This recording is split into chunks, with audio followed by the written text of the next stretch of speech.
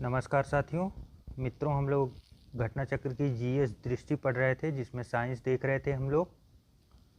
तो 2 लेक्चर इसके ख़त्म हो गए हैं।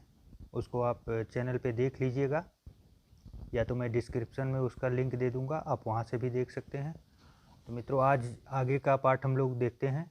चूँकि ये पुस्तक बहुत अच्छी पुस्तक है, जो मार्केट में उपलब्ध सभी साइंस की पुस्तकों में से, और बहुत अच्छे से इसमें दिया गया है सभी चैप्टर को। तो आप लोग ये पुस्तक ले लें, और मैं जहाँ जहाँ इम्पोर्टेंट बताऊँगा आप उसे हाईलाइट भी करते चलें।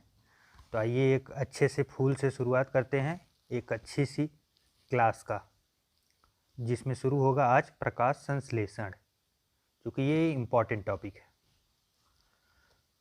पत्ते देख रहे हैं, ऑक्सीजन दे रहे हैं इसमें, और सूर्य की ऊर्जा जो है की उपस्थिति में प्रकाश संश्लेषण करते हैं। कार्बन डाइऑक्साइड इसमें आवश्यक है, ग्लूकोज इसमें बनता है, और खनिज। और कितना प्यारा फूल है। चलिए आगे देखते हैं। प्रकाश संश्लेषण, फोटोसिंथेसिस जिसे बोलते हैं। परिभाषा इसका क्या है? पौधों द्वारा सूर्य के प्रकाश की ऊर्जा कार्बन डाइऑक्साइड तथा जल के प्रयोग से कार्बोहाइड्रेट्स एवं ऑक्सीजन का उत्पादन करता है। इसे ही बोलते हैं फोटोसिंथेसिस। इसका जो रिएक्शन है वो देख लें। 6CO2 + 12H2O प्रकाश की उपस्थिति में क्लोरोफिल के द्वारा C6H12O6 अर्थात जिसे ग्लूकोज बोलते हैं, 6H2O अर्थात वाटर जिसे पानी बोलते हैं, 6O2 अर्थात ऑक्सीजन रिलीज हो रहा है, प्लस 38 ATP जिसे आप कन्वर्ट करेंगे तो 673 किलो कैलोरी जूल ऊर्जा मुक्त होती है। ये है इसका प्रकाश संश्लेषण की अभिक्रिया, जिसे आप रिएक्शन बोलते हैं। ये तो हाई स्कूल में से लेके इंटर तक टीचर लोग रटा रटा के एकदम पागल कर दिए थे। कोई बात नहीं, ये अभी भी पीछा नहीं छोड़ेगा जब तक हम लोगों का सिलेक्शन ना हो जाए। लगे रहिए, जरूर होगा, सफलता जरूर मिलेगी। पृथ्वी पर कुल प्रकाश संश्लेषण का लगभग 90% भाग जलीय पौधों एवं शैवालों द्वारा किया जाता है। इंपॉर्टेंट है, 90% जलीय पौधे व शैवाल के द्वारा। प्रकाश संश्लेषी वर्णक अवस्थिति क्लोरोप्लास्ट के ग्रेना भाग में होता है। अवशोषित रंग कौन कौन सा होता है? नारंगी होता है, लाल होता है, नीला होता है और बैगनी। ये 4 अवशोषित रंग होते हैं। क्लोरोफिल हरे रंग का वर्णक होता है। मुख्य तत्व इसमें मैग्नीशियम पाया जाता है। आगे चलिए देखते हैं। फ्लोरेला क्या है? सौर ऊर्जा को रासायनिक ऊर्जा में बदलने की सर्वाधिक दक्षता लगभग 8% इसका है। फ्लोरेला का एक कोश की हरी शैवाल है। ये क्लोरोप्लास्ट से संबंधित है। आइए अब देखते हैं प्रकाश संश्लेषण को नियंत्रित करने वाले बाह्य कारक कौन कौन से हैं। तो प्रकाश है जो बाह्य कारक है, बाहर से मिलता है। तापक्रम, ये भी बाहर से। कार्बन डाइऑक्साइड की आवश्यकता होगी ही प्रकाश संश्लेषण में, क्योंकि कार्बन डाइऑक्साइड को रिसाइकिल करके ऑक्सीजन मुक्त करते हैं पौधे, और जल की उपस्थिति आवश्यक है। आगे देखते हैं प्रकाश संश्लेषण। सर्वाधिक प्रकाश संश्लेषण किसका होता है? तो ये लाल रंग का अधिकतम होता है, दूसरे नंबर पे नीला रंग है। प्रकाश ऊर्जा लाइट एनर्जी का रूपांतर रासायनिक ऊर्जा अर्थात केमिकल एनर्जी में रूपांतरित होता है। प्रकाश संश्लेषण में लाइट एनर्जी को केमिकल एनर्जी में कन्वर्ट किया जाता है। इंपॉर्टेंट है, आप इसे समझ लें, क्योंकि ये कभी कभी मैच द फॉलोइंग में पूछ लेते हैं। लाइट एनर्जी कैसे बदल रही है, केमिकल एनर्जी में या किस में? इसमें 2 चरण होते हैं। प्रथम चरण प्रकाश ऊर्जा के प्रयोग से ATP व NADPH के ऊर्जा संचित करने वाले अणुओं का निर्माण होता है, और द्वितीय चरण होता है प्रकाश से स्वतंत्र प्रतिक्रियाओं द्वारा कार्बन डाइऑक्साइड का संग्रहण व न्यूनीकरण होता है। आइए अब नेक्स्ट देखते हैं पादप। पौधों में पोषण। स्वपोषी पौधे कौन होते हैं? ऊर्जा हेतु आवश्यक कार्बनिक पदार्थों का स्वतः निर्माण, अपनी ऊर्जा के लिए स्वतः निर्माण वो भोजन करते हैं। इन्हें ही बोलते हैं स्वपोषी। और पोषक तत्व ऐसे खनिज तत्व जिनसे भोजन निर्माण हेतु आवश्यक कार्बनिक तत्व प्राप्त होते हैं, उसे पोषक तत्व बोलते हैं। आइए अब जाइलम के बारे में देख लेते हैं। इंपॉर्टेंट है, ये प्रश्न आ चुका है। जाइलम, इसका अन्य नाम है जल संवाहक ऊतक अर्थात वाटर कंडक्टिंग टिश्यू। और उसके बाद फिर इसके कार्य क्या हैं? अवशोषित जल तथा खनिज लवणों को पौधों के विभिन्न भागों तक पहुंचाना। आप लोग एग्जाम्पल के लिए समझिए, मान लीजिए ये कोई पौधा है, इसकी जब हम कटिंग निकालते हैं, यहाँ पे देख रहे हैं ना, ये मैप बना है। जब इसकी कटिंग हम निकालेंगे तो इसके बीच वाला जो कोर वाला भाग होगा यही होता है जाइलम, ये होता है जाइलम। और जाइलम में जाता क्या है, अवशोषित जल तथा खनिज लवणों को पौधों के विभिन्न भागों तक पहुंचाना। अर्थात पौधों का जो वाटर सप्लाई होता है वो इसी बीच वाले भाग से होता है जो जाइलम होता है। आप देख रहे हैं ना, ये साइड वाले भाग जो है जो उसकी परत होती है, ये दीवार जो होती है, जाइलम देख रहे हैं कई पार्टों में बना होता है, बीच वाला भाग जो है ना ये कई पार्टों में बना होता है। और इसके जो फ्लोएम जो होते हैं वो इसके बाहरी परत होते हैं, बाहरी आउटर साइड के ये फ्लोएम होते हैं। फ्लोएम का कार्य क्या होता है, आइए उसके बारे में भी अच्छे से देख लेते हैं। फ्लोएम अन्नाम बास्ट ऊतक, बास्ट टिश्यू इसे बोलते हैं, मुख्य भाग, चलनीय अवयव, सखी कोशिकाएं, फ्लोएम प्रदूतक, फ्लोएम तंतु। कार्य का है पौधे के हरे भागों में निर्मित भोज्य पदार्थों का अन्य भागों में स्थानांतरण। अर्थात जो पौधे के हरे भाग होते हैं वो प्रकाश की उपस्थिति में क्लोरोफिल की वजह से फोटोसिंथेसिस करते हैं, जो केमिकल एनर्जी बनाते हैं। उस एनर्जी का जो रूपांतरण, भोजन जो बनता है, वो भोजन का रूपांतरण जो है वो पूरे शरीर में पौधों के पत्तियों से लेकर जड़ों तक पहुंचाने का कार्य किसका रहता है, फ्लोएम का होता है। फ्लोएम मतलब जो ये आउटर लेयर होता है, आउटर लेयर वाले कार्य जो फ्लोएम होते हैं, और इनर साइड वाले जो होते हैं वो जाइलम होते हैं। जाइलम का कार्य पानी पहुंचाना है। नेक्स्ट देखते हैं, पौधों हेतु आवश्यक पोषक तत्व, इंपॉर्टेंट है, यहाँ से प्रश्न बने हैं। कार्य, पौधों के जीवन चक्र के नियमित पूर्ण होने, विकार रहित रहने तथा समुचित विकास हेतु आवश्यक होता है। अनिवार्य तत्व संग्रह टोटल 17 है। दीर्घ मात्रा पोषक तत्व, मैक्रोन्यूट्रिएंट्स, संख्या 9 है, इंपॉर्टेंट है। यहाँ से प्रश्न सीधा बनते हैं कि ये जो मैक्रोन्यूट्रिएंट्स हैं वो कितने हैं। अधिकतम मात्रा में आवश्यक, अर्थात मैक्रोन्यूट्रिएंट्स मतलब अधिकतम, माइक्रो मतलब कम होता है, मैक्रो याद रखें ये अधिकतम है। कौन कौन से हैं, carbon, hydrogen, oxygen, nitrogen, phosphorus, potassium, sulphur, calcium और मैग्नीशियम, इसे याद रखें। और उसके बाद इसकी एक ट्रिक भी आती है जिसको मैं शॉर्ट्स बना के चैनल पे अपलोड कर दूंगा, आप देख लीजिएगा। सूक्ष्म पोषक या लघु मात्रा पोषक तत्व जिसे मैक्रोन्यूट्रिएंट्स, माइक्रोन्यूट्रिएंट्स बोलते हैं। माइक्रो मतलब सूक्ष्म, स्मॉल हो गया, छोटा। इसमें क्या है, इसकी संख्या टोटल 8 होती है, ये भी इंपॉर्टेंट है। आवश्यकता कम मात्रा में इनकी होती है, अर्थात ये माइक्रो है तो कम मात्रा में होगी। कौन से हैं, बोरान, दलहनी फसलों में गांठ गठन हेतु आवश्यक, किसमें, दलहनी फसलों में। दलहनी फसल कौन सी है, अरहर हुई, मटर हुई, चना हुई, और ऐसे ही विभिन्न प्रकार की जो दालें देती हैं वैसी फसलें। फिर इसमें क्लोरीन होता है, आयरन की आवश्यकता होती है, तांबा होता है, मैग्नीज होता है, मॉलिब्डेनम होता है, निकेल होता है और जिंक होते हैं। टोटल 8 होते हैं। और मैक्रो में टोटल 9 होते हैं। अमरबेल इंपॉर्टेंट है, पूर्ण स्तंभ परजीवी है, टोटल स्टीम पैरासाइट है, ये परजीवी है। आवृत्त बीजी है, तना पतला, दुर्बल तथा पीले रंग का होता है। पोषक के चारों ओर लिपट कर परजीवी मूल द्वारा भोजन, खनिज, लवण व जल प्राप्त करना इसका मुख्य कार्य होता है। अमरबेल परजीवी मतलब ये दूसरों से भोजन प्राप्त करता है, दूसरे पौधों की सहायता से। अब आइए आगे देखते हैं, पादप हार्मोन। पादप हार्मोन क्या है, परिभाषा इसकी, ऐसे कार्बनिक पदार्थ जो पौधों के एक भाग में प्राकृतिक रूप से बनते हैं वह दूसरे स्थानों पर स्थानांतरित होते हैं, ये इसकी परिभाषा है। कार्य इसके क्या है, वृद्धि, प्रजनन एवं अन्य उपापचयी क्रियाओं का नियमन करते हैं। हार्मोन शब्द का प्रथम उपयोगकर्ता कौन था, स्टर्लिन वर्ष 1906 में किए थे। अन्य नाम वृद्धि नियामक पदार्थ, ग्रोथ रेगुलेटर इसे बोलते हैं पादप हार्मोन को। पादप हार्मोन के प्रमुख वर्ग व उनके कार्य देख लेते हैं। वृद्धिवर्धक, ग्रोथ प्रोमोटर्स जिसे बोलते हैं वृद्धिवर्धक। ऑक्सीन इसमें इंपॉर्टेंट है, ऑक्सीन, साइटोकाइनिन, ये दो तो बहुत इंपॉर्टेंट है। फिर उसके बाद जिब्रेलिन, आप इसे देख लें। साइटोकाइनिन में तो इंपॉर्टेंट ये है कि पूछ लेते हैं 2-3 ठो हार्मोन दे देंगे, 4 हार्मोन देंगे 4 ऑप्शन में, और उसके बाद पूछेंगे इसमें कौन सा पादप हार्मोन है, तो साइटोकाइनिन उसका आंसर रहता है। तो ये काफ़ी इंपॉर्टेंट है, मैच द फॉलोइंग, या तो फिर डायरेक्ट क्वेश्चन बनता है कि पादप हार्मोन कौन सा है। तो ये दोनों याद रखें, ऑक्सीन और ये दो काफ़ी इंपॉर्टेंट है, और नीचे वाला थोड़ा कम ही है। उसके बाद आगे देख लेते हैं, वृद्धि रोधक, ग्रोथ इनहेबिटेटर्स, ये कौन सा है, एब्सिसिक अम्ल, और एथिलीन है, एथिलीन है। ऑक्सिन, ऑक्सिन के बारे में देख लेते हैं। अपतृण निवारण, वीड डिस्ट्रक्शन जिसे बोलते हैं, फसलों को गिरने से बचाना इनका कार्य है। अनिषेक फलन जिसे पार्थेनोकार्पी बोलते हैं, बिना निषेचन के फलों का विकास करना। संतरा, नींबू, अंगूर, केला व टमाटर आदि में बिना परागण, आप समझ रहे हैं, बिना परागण, पॉलिनेशन व निषेचन, फर्टिलाइजेशन के भी फलों का विकास करना, ये ऑक्सिन का काम है।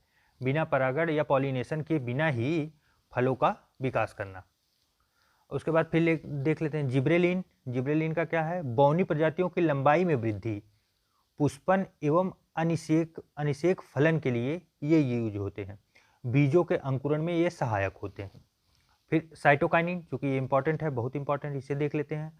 अन्य नाम इसको क्या है? फाइटोकाइनिन भी बोलते हैं, इंपॉर्टेंट है, देख लीजिए। साइटोकाइनिन, फाइटोकाइनिन दोनों इंपॉर्टेंट है। कार्य कोशिका का विभाजन करते हैं, जीर्णता, सेनेसीन्स को रोकना और क्लोरोफिल को नष्ट होने से बचाना इनका कार्य है। उसके बाद फिर क्या है? एब्सिसिक अम्ल, ये क्या है? पुष्पन में सहायक होते हैं, फूल आने में, फूल को लाने में ये सहायक होते हैं। कोशा विभाजन में सहायक होते हैं और बीजों के अंकुरण को अवरुद्ध करना इनका कार्य है। एथिलीन, अन्य नाम फलों पकाने वाला हार्मोन। एथिलीन आप लोगों को कई बार मिला होगा, इंपॉर्टेंट है, बेहद इंपॉर्टेंट है, बार बार पूछते हैं कौन सा हार्मोन है जो फल पकाता है? एथिलीन है। पौधों के तनों के अग्रभाग में निर्माणकारी इनका कार्य करना है, फलों को पकाना और पत्तियां, फलों व पुष्पों के विगलन को तीव्र करना, उनके विगलन को तीव्र करना, अर्थात जो पत्तियां टूट कर गिरती हैं, एथिलीन की वजह से ही होता है। उसके बाद फिर आगे देखते हैं पादप जगत। पादप जगत परिभाषा, पौधों द्वारा अपनी तरह संतति उत्पन्न करने की प्रक्रिया को कहते हैं। प्रकार, लैंगिक जनन, अलैंगिक जनन। जनन हेतु प्रमुख पादप भाग पुष्प होता है, जिसे पुंकेसर, स्टेमेंस बोलते हैं, जिसे स्त्री केसर, जिसे कार्पलस बोलते हैं, जो प्रजनन अंग हैं पौधों में। फिर पुष्प के विभिन्न भाग देख लेते हैं। वर्तिकाग्र, जिसे स्टिग्मा बोला जाता है, और वर्तिका स्टाइल जिसे बोलते हैं, अंडाशय जिसे ओवरी बोलते हैं। आप तीनों देख सकते हैं फिगर में। और उसके बाद इसे स्त्री केसर, कार्पेल बोलते हैं। और परागकोश जिसे एंथर, तंतु, फिलामेंट, दल, पेटल को, दल ये रहा, पेटल ये जो इसका खिला हुआ भाग सबसे अच्छा होता है। पुंकेसर इसे क्या बोलते हैं? स्टेमन्स बोलते हैं।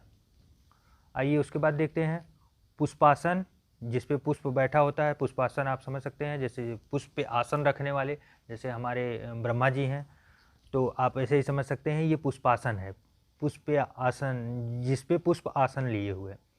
ब्रह्मादल, सेपल इसे बोलते हैं, बगल वाला। बीजांड, ओवरी ये होता है, और डंठल यहाँ होता है। उसके बाद परागण देख लेते हैं। पॉलिनेशन, पॉलिनेशन कैसे हो रहा है? आप देख रहे हैं कि फूलों पे बैठा मधुमक्खी, वो जब उसकी हवा से या तो उसके पैरों से इस फूल से उस फूल पे पहुंचने पे पॉलिनेशन होता है। आप इसे परिभाषा से देखें, पराग कणों के पराग कोष एंथर से वताग्री स्टिग्मा तक पहुंचने की क्रिया को दो प्रकार, स्वपरागण या पर परागण कहते हैं। जैसे आप समझ लीजिए, ये परागकण जो है जब यहाँ से रिमूव होकर इसमें आ जाएगा तो ये हो गया पॉलिनेशन। अब ये क्रिया होने में दो चीज़ें होती है, या तो खुद से हो जाए या तो किसी की सहायता से हो जाए। तो खुद से कैसे होगा? जैसे हवा चल रही है हल्का फुल्का, या तो ऐसी पोजीशन पे ये है कि ऊपर से ये गिरा तो इसमें पहुंच गया, या तो फिर कोई मधुमक्खी है इस पे बैठ के यहाँ पहुंचा दी, तो ऐसे ही पॉलिनेशन होता है। इसीलिए जो मक्खियाँ होती हैं और जो बाकी और जीव जंतु होते हैं वो इंपॉर्टेंट होता है, क्योंकि जब तक ये फर्टिलाइजेशन नहीं होगा तब तक नीचे बीज का निर्माण नहीं होगा, बीज का निर्माण नहीं होगा तो अनाज पैदा नहीं होंगे। आप समझ सकते हैं कितनी बड़ी साइकिल है। आइए अब नेक्स्ट देखते हैं आगे। इसमें स्तंभ कर्तन, स्टेम कटिंग, ये बगल वाला भाग है, इसको नीचे पहले देख लेते हैं फिर आते हैं इधर। पृथकपकता या भिन्न कालपकता, जिसे डाइकोगैमी बोलते हैं। इसमें क्या होता है? परिभाषा, उभयलिंगी पुष्पों में पुमंग, एंडोस्पर्म तथा जायांग का अलग अलग समय पर परिपक्व होना। इन पुष्पों में स्वतः परागकण संभव नहीं होता। दो प्रकार, पूर्व पुपक्वता पूर्व पुपक्वता जिसे प्रोटेंडरी बोलते हैं, परागकोश का अंडाशय से पहले परिपक्व होना इन्हें बोलते हैं। पूर्व स्त्री पक्वता अंडाशय या परागकोश से पहले परिपक्व होना इसे बोलते हैं। आइए उसके बाद फिर देखते हैं स्तंभ कटिंग, स्टेम कटिंग किसे बोलते हैं। जनन पौधों पेरेंट प्लांट के तने के एक भाग से नए पौधों का विकास करना स्टेम कटिंग कहलाता है। जैसे आप देखे होंगे गन्ना की कटिंग, को आप देखेंगे गन्ने को ही काट के उसे जमीन में गाड़ दिया जाता है, नया गन्ना तैयार हो जाता है। इसमें आप देख सकते हैं, इसमें और भी कौन से उदाहरण हैं। बोगेनविलिया, कार्नेसस, गुलाब आप जानते हैं, कटिंग उसकी लगा दी जाती है। अंगूर के पौधे भी ऐसे होते हैं। कोको क्या है, बीज प्रबंधन प्लस स्तंभ कर्तन दोनों के द्वारा होता है। गन्ना तने में उपस्थित पर्व नोड्स तथा पर्व संधियों इंटरनोड्स के प्रयोग से स्तंभ कर्तन या तना काट विधि का प्रवर्धन किया जाता है। आइए अब आगे देखते हैं दाब तकनीक। गन्ने में नोड्स जो आप देख रहे हैं, जैसे आप देखिए ये गन्ने का स्टेम है, इसमें आप देखेंगे एक छोटा छोटा नोड्स बना रहता है ऐसे, यहीं से नए पौधे का निर्माण होता है। जब ये मिट्टी में गड़ते हैं तो ये बगल से जो ये नोड्स बने होते हैं, ये नोड्स से नया पौधा निर्माण होता है। दाब तकनीक देख लेते हैं। ये सब कटिंग की तकनीक है। आप लोग अगर गार्डनिंग करते होंगे तो आप लोग जानते होंगे, नहीं करते हैं तो आप देख लीजिए कैसे होता है। पौधों की तना शाखा को दबाकर भूमि से संपर्क कराए जाने के कारण तने में उग गई जड़ों को काटकर नए पौधों के रूप में लगाया जाता है। उदाहरण चमेली, आप देख रहे हैं किसी पौधा है, पौधे के तने को जमीन में लटका के इसे दबा दिया गया मिट्टी से, फिर यहाँ से आप देख रहे हैं, यहाँ देख रहे हैं ये जड़ निकल रही है। इस जड़ को निकलने की वजह से अब यहाँ से क्या करेंगे, इसको कर देंगे कटिंग। जब कटिंग हो जाएगा तो ये जड़ से ये अपनी खाना पीना की सारी आवश्यकताएं यहाँ से पूर्ण कर लेगा। ये पौधा जो है जड़ की वजह से इधर अपना पूरा भोजन ले लेगा। जब इधर पूरा भोजन ले लेगा तो ये पौधा नया हो गया। अब इसे नई जगह शिफ्ट कर देंगे तो हो गया न्यू प्लांट तैयार। आइए अब आगे देखते हैं कायिक प्रवर्धन, जिसे वेजिटेटिव प्रोपेगेशन बोलते हैं। पारंपरिक विधियां इसमें क्या है, स्तंभ कर्तन या तना काट द्वारा स्टेम कटिंग, दाब लगाकर लेयरिंग द्वारा किया जाता है। कलम बांधना आप जानते ही हैं। विशेषताएं इसमें क्या है, नए पौधे आकारिकी एवं आनुवांशिक रूप से अपने जनक पेरेंट के समरूप होते हैं। आप जानते हैं तना लगाने से लगभग 80 to 90% वो पौधे पुराने पौधे जैसे ही होते हैं। परिभाषा क्या है, बिना किसी जननांग की सहायता के किसी पौधों के भागों जैसे तना व पत्तियां आदि के नए पौधों का विकास होना, इसे बोलते हैं कायिकी प्रबंधन। अलैंगिक जनन विधि द्वारा, इसमें आप देख रहे हैं सीधा उसके स्टेम से दूसरे भाग को तैयार कर लिया जाता है। पादपों का आर्थिक महत्व, इनका आर्थिक महत्व क्या है आप देख लीजिए। सूरजमुखी उत्पादन तेल के लिए किया जाता है। वनस्पति नाम क्या है, हेलियनथस एनस, और ये तेल की उत्पादन इसका तेल होता है। वसा की अत्यंत कम मात्रा इसमें पाई जाती है, हृदय रोगियों के लिए लाभदायक है, इंपॉर्टेंट है, कई बार आ चुका है। आपके घर पे भी अगर ऐसे कोई हो या जान पहचान में हो तो उन्हें बोलिए कि यूज करें सूरजमुखी का तेल, सनफ्लावर, काफ़ी फायदेमंद होता है। प्रकार एस्ट्रेसी कुल का है और अवित्र बीजी पादप है ये। आइए उसके बाद देख लेते हैं सुगंधित तेल के लिए, जिसे एरोमेटिक ऑयल बोलते हैं। लौंग आप देख ही रहे हैं, जिसे साइजिगियम एरोमेटिकम बोलते हैं, इसका वैज्ञानिक नाम। और पिपरमिंट आप देख ही रहे हैं, जिसे मेंथा पाइपेरिटा बोलते हैं। और उसके बाद फिर चंदन देख रहे हैं, चंदन का भी तेल निकाला जाता है, सैंटलम एल्मम। और उसके बाद फिर कपूर देख रहे हैं, सेनामोमम कैम्फोरा, इंपॉर्टेंट है ये कपूर वाला। आइए उसके बाद फिर आगे देखते हैं। नीम को आप जानते ही हैं, नीम जो आज भी गांव में या देहातों में सबसे ज़्यादा यूज की जा रही है, या तो फिर वो लैब वाले यूज कर रहे हैं, बाकी तो सब इससे वंचित होते जा रहे हैं। लेकिन ये बहुत इंपॉर्टेंट, बहुत औषधि युक्त ये पौधा है। प्रयोग फसल में कीट वृद्धि को रोकने के लिए कीटनाशक के रूप में प्रयोग किया जा रहा है। नीम के विभिन्न भागों से चर्म रोग, परजीवी रोग, गर्भ निरोधक, मलेरिया, चेचक, दमा, सर्प एवं बिच्छुओं के दंश हेतु विषरोधी जैसी दवाइयों का निर्माण किया जा रहा है। बायोडीजल उत्पादन इससे हो रहा है। यूरिया की कोटिंग की जा रही है, इंपॉर्टेंट है यूरिया की कोटिंग, यूपीएससी का प्रश्न है, आईएएस में आया ये प्रश्न है कि यूरिया की कोटिंग क्यों की जाती है।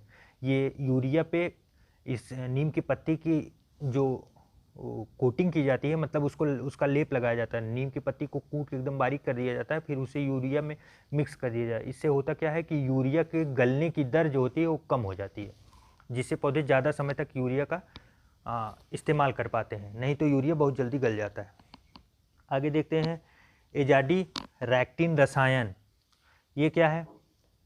ये कीटनाशक और कवकनाशक है जो इसी से बनता है, और मच्छर विकर्षकों के रूप में आप जानते हैं इसका उत्पादन किया जाता है मच्छर भगाने के लिए। बायोडीजल, बायोडीजल कौन कौन से हैं देख लेते हैं। बेहद इंपॉर्टेंट, सभी परीक्षाओं में एकदम भर भर के प्रश्न आ रहे हैं ये। मुख्य रासायनिक संगठन कार्बोहाइड्रेट एवं लिपिड्स, मोम की प्रचुर मात्रा इसमें है। देश का पहला बायोडीजल संयंत्र कहाँ बना था? काकीनाडा, आंध्र प्रदेश में। इंपॉर्टेंट, क्यों इंपॉर्टेंट? क्योंकि पहला, देश का पहला, कहीं कुछ भी हो आप विशेष ध्यान दें। विशेषता क्या है? जेट्रोफा, इसमें क्या है विशेषता, अर्थात इससे बायोडीजल में कौन कौन से पौधे आते हैं आप इसे देख लीजिए। जेट्रोफा, करंजा, नागमंचा व नीम आदि जैसे पादपों से डीजल के समरूप ईंधन का उत्पादन किया जाता है। मुख्य उदाहरण क्या है? करंज या करंजा, वनस्पतिक नाम पैगेमिया पिटेना, ये इतना इंपॉर्टेंट नहीं है। पिगेमिया तेल की प्राप्ति होती है। जेट्रोफा जिसे रतनजोत बोलते हैं, ये इंपॉर्टेंट है, आप इसे जानते होंगे, कई बार ये प्रश्न आ चुका है। जेट्रोफा का इस्तेमाल बायोडीजल में होता है। किसका इस्तेमाल बायोडीजल में होता है? तो उसमें एक ऑप्शन जेट्रोफा रहता है। वनस्पति नाम जेट्रोफा, एक सेकंड, जेट्रोफा करकास, उतना इंपॉर्टेंट नहीं है। अवित्त बीजी पादप है। अन्य नकदी फसलों की तुलना में कम जल की आवश्यकता होती है, ये इंपॉर्टेंट है, आप देख रहे हैं, ये यहाँ से सीधा प्रश्न बन सकते हैं। कौन से बायोडीजल के उत्पादन में कम जल की आवश्यकता होती है? क्योंकि आप जानते हैं देश में जल की समस्या बढ़ रही है, तो ऐसे प्रश्न बनाए जा सकते हैं जो कि मतलब हम लोगों को नॉलेज दे, और नॉलेज के साथ साथ वो एग्रीकल्चर में सहायक भी हो, कि उसके बारे में ज़्यादा से ज़्यादा चर्चाएं चले और सब एग्रीकल्चर उसके बारे में करते रहें। आइए अब देख लेते हैं थोड़ा मैप पे इसको। करंजिया, करंजा पौधा देख रहे हैं आप, ऐसे एकदम गुलाब के फूल जैसा दिख रहा है। फिर उसके बाद जेट्रोफा है, जेट्रोफा आप देख लीजिए ऐसा है। प्रमुख औषधि पादप जो है कौन कौन से हैं? पुदीना आप लोग देखते ही होंगे, सब्जी की दुकान से ले जाइएगा, चटनी बनवाइएगा, अच्छी लगती है। उपयोग पाचक, वायु विकार, पेट का दर्द एवं अपच ठीक करना। ज़्यादा खा ले रहे हो ठंडी में सब लोग, ध्यान दो, थोड़ा कम खाओ, और अगर खा रहे हो तो पुदीना भी खा लो। सदाबहार, कोई बात नहीं, सदाबहार देख लीजिए, 12 महीने खेलने वाला पुष्प पौधा, खिलने वाला पुष्प पौधा, ये सदाबहार है। उपयोग मधुमेह के उपचार में सहायक होता है, काफ़ी अच्छा है मधुमेह के उपचार में। उसके बाद फिर तुलसी, हम सबके घर पे लगभग होगी। द्विबीजपत्री एवं साकी, उपयोग कफोत्सारक, कफोत्सारक मतलब आप जानते हैं ना, इसका काढ़ा बना के पिया जाता है। आप जानते हैं कोविड में सबसे ज़्यादा यूज हुआ था, क्यों? क्योंकि ये कफोत्सारक है, मतलब जो कफ और ये गले सर्दी वर्दी के लिए काफ़ी इम्पॉर्टेंट होता है। प्रतिजैविक गुण होते हैं इसमें। और उसके बाद हल्दी, हल्दी तो आप लोग जानते ही हैं, पैर में चोट लगे, हाथ में चोट लगे, कोई बात नहीं, मम्मी दादी कोई होती हैं वो लगा देती हैं हल्दी का लेप, प्लस उसमें वो प्याज व्याज लगा के पता नहीं क्या क्या करके वो बांधेंगी, वो सही हो जाएगा। प्रकंद, इसको क्या बोलते हैं? राइजोम का उदाहरण बोलते हैं। वनस्पतिक नाम कुरकुमा लौंग, कुरकुमा लौंग बोलते हैं। कुल जिंजीबरेसी, और इसका उपयोग कहाँ होता है? औषधि, मसाले एवं रंग कारक के रूप में। इसका कलर भी आप जानते हैं काफ़ी अच्छा होता है। लौंग देख लीजिए, लौंग जन्म स्थान इंडोनेशिया है, इंपॉर्टेंट है, ये प्रश्न बन सकता है क्योंकि लौंग पे इस समय बहुत प्रश्न बने हैं। इंडोनेशिया इसका जन्म स्थान है जहाँ से ये फैला है पूरी दुनिया में। कुल क्या है? मल्टेसी है। प्रयुक्त भाग पुष्प कलिका, इंपॉर्टेंट, ये बहुत कई बार प्रश्न आ चुका है। लौंग का खाने वाला भाग कौन सा है? पुष्प कलिका है, आप जानते हैं वो पुष्प पूरा बन रहता है, बनने की तैयारी करता है, वही जो पुष्प की कली होती है वही होता है लौंग। उपयोग भोज्य पदार्थों में, दंतशूल निवारण में, दंतशूल निवारण मतलब आप समझ सकते हैं जिसके दांत में दर्द होता है तो ये लौंग का तेल बहुत इस्तेमाल करता है, या लौंग वो खाएं दांतों से दबा के रखें तो उन्हें काफ़ी फायदेमंद होता है। आगे देखते हैं गन्ना, जिसे शुगर कैन बोलते हैं। प्रयोग जैव ईंधन एथेनॉल की प्राप्ति इससे होती है गन्ने से, और शक्कर बनाने में प्रयोग होता है। प्रमुख प्रजाति CO 1148 पूर्वी उत्तर प्रदेश की प्रमुख प्रजाति है। औषधि उपज, औषधि बोले सर्वाधिक उपज ये उत्तर प्रदेश की है। अब उसके बाद चिलगोजा देखिए, नाम ही इसका चिलगोजा है। वनस्पति नाम पाइनस जिरांडियाना, पाइन पौधों के बीज से प्राप्त होता है। कार्बोहाइड्रेट्स एवं प्रोटीन की प्रचुर मात्रा इसमें पाई जाती है। ब्राह्मी आप लोग जानते ही होंगे, बहुत बहुत ऐड देखे होंगे, ये ब्रेन बूस्टर है। जिसकी बुद्धि कम चल रही हो ब्रह्मी खाओ, अच्छी चलेगी, कोई बात नहीं।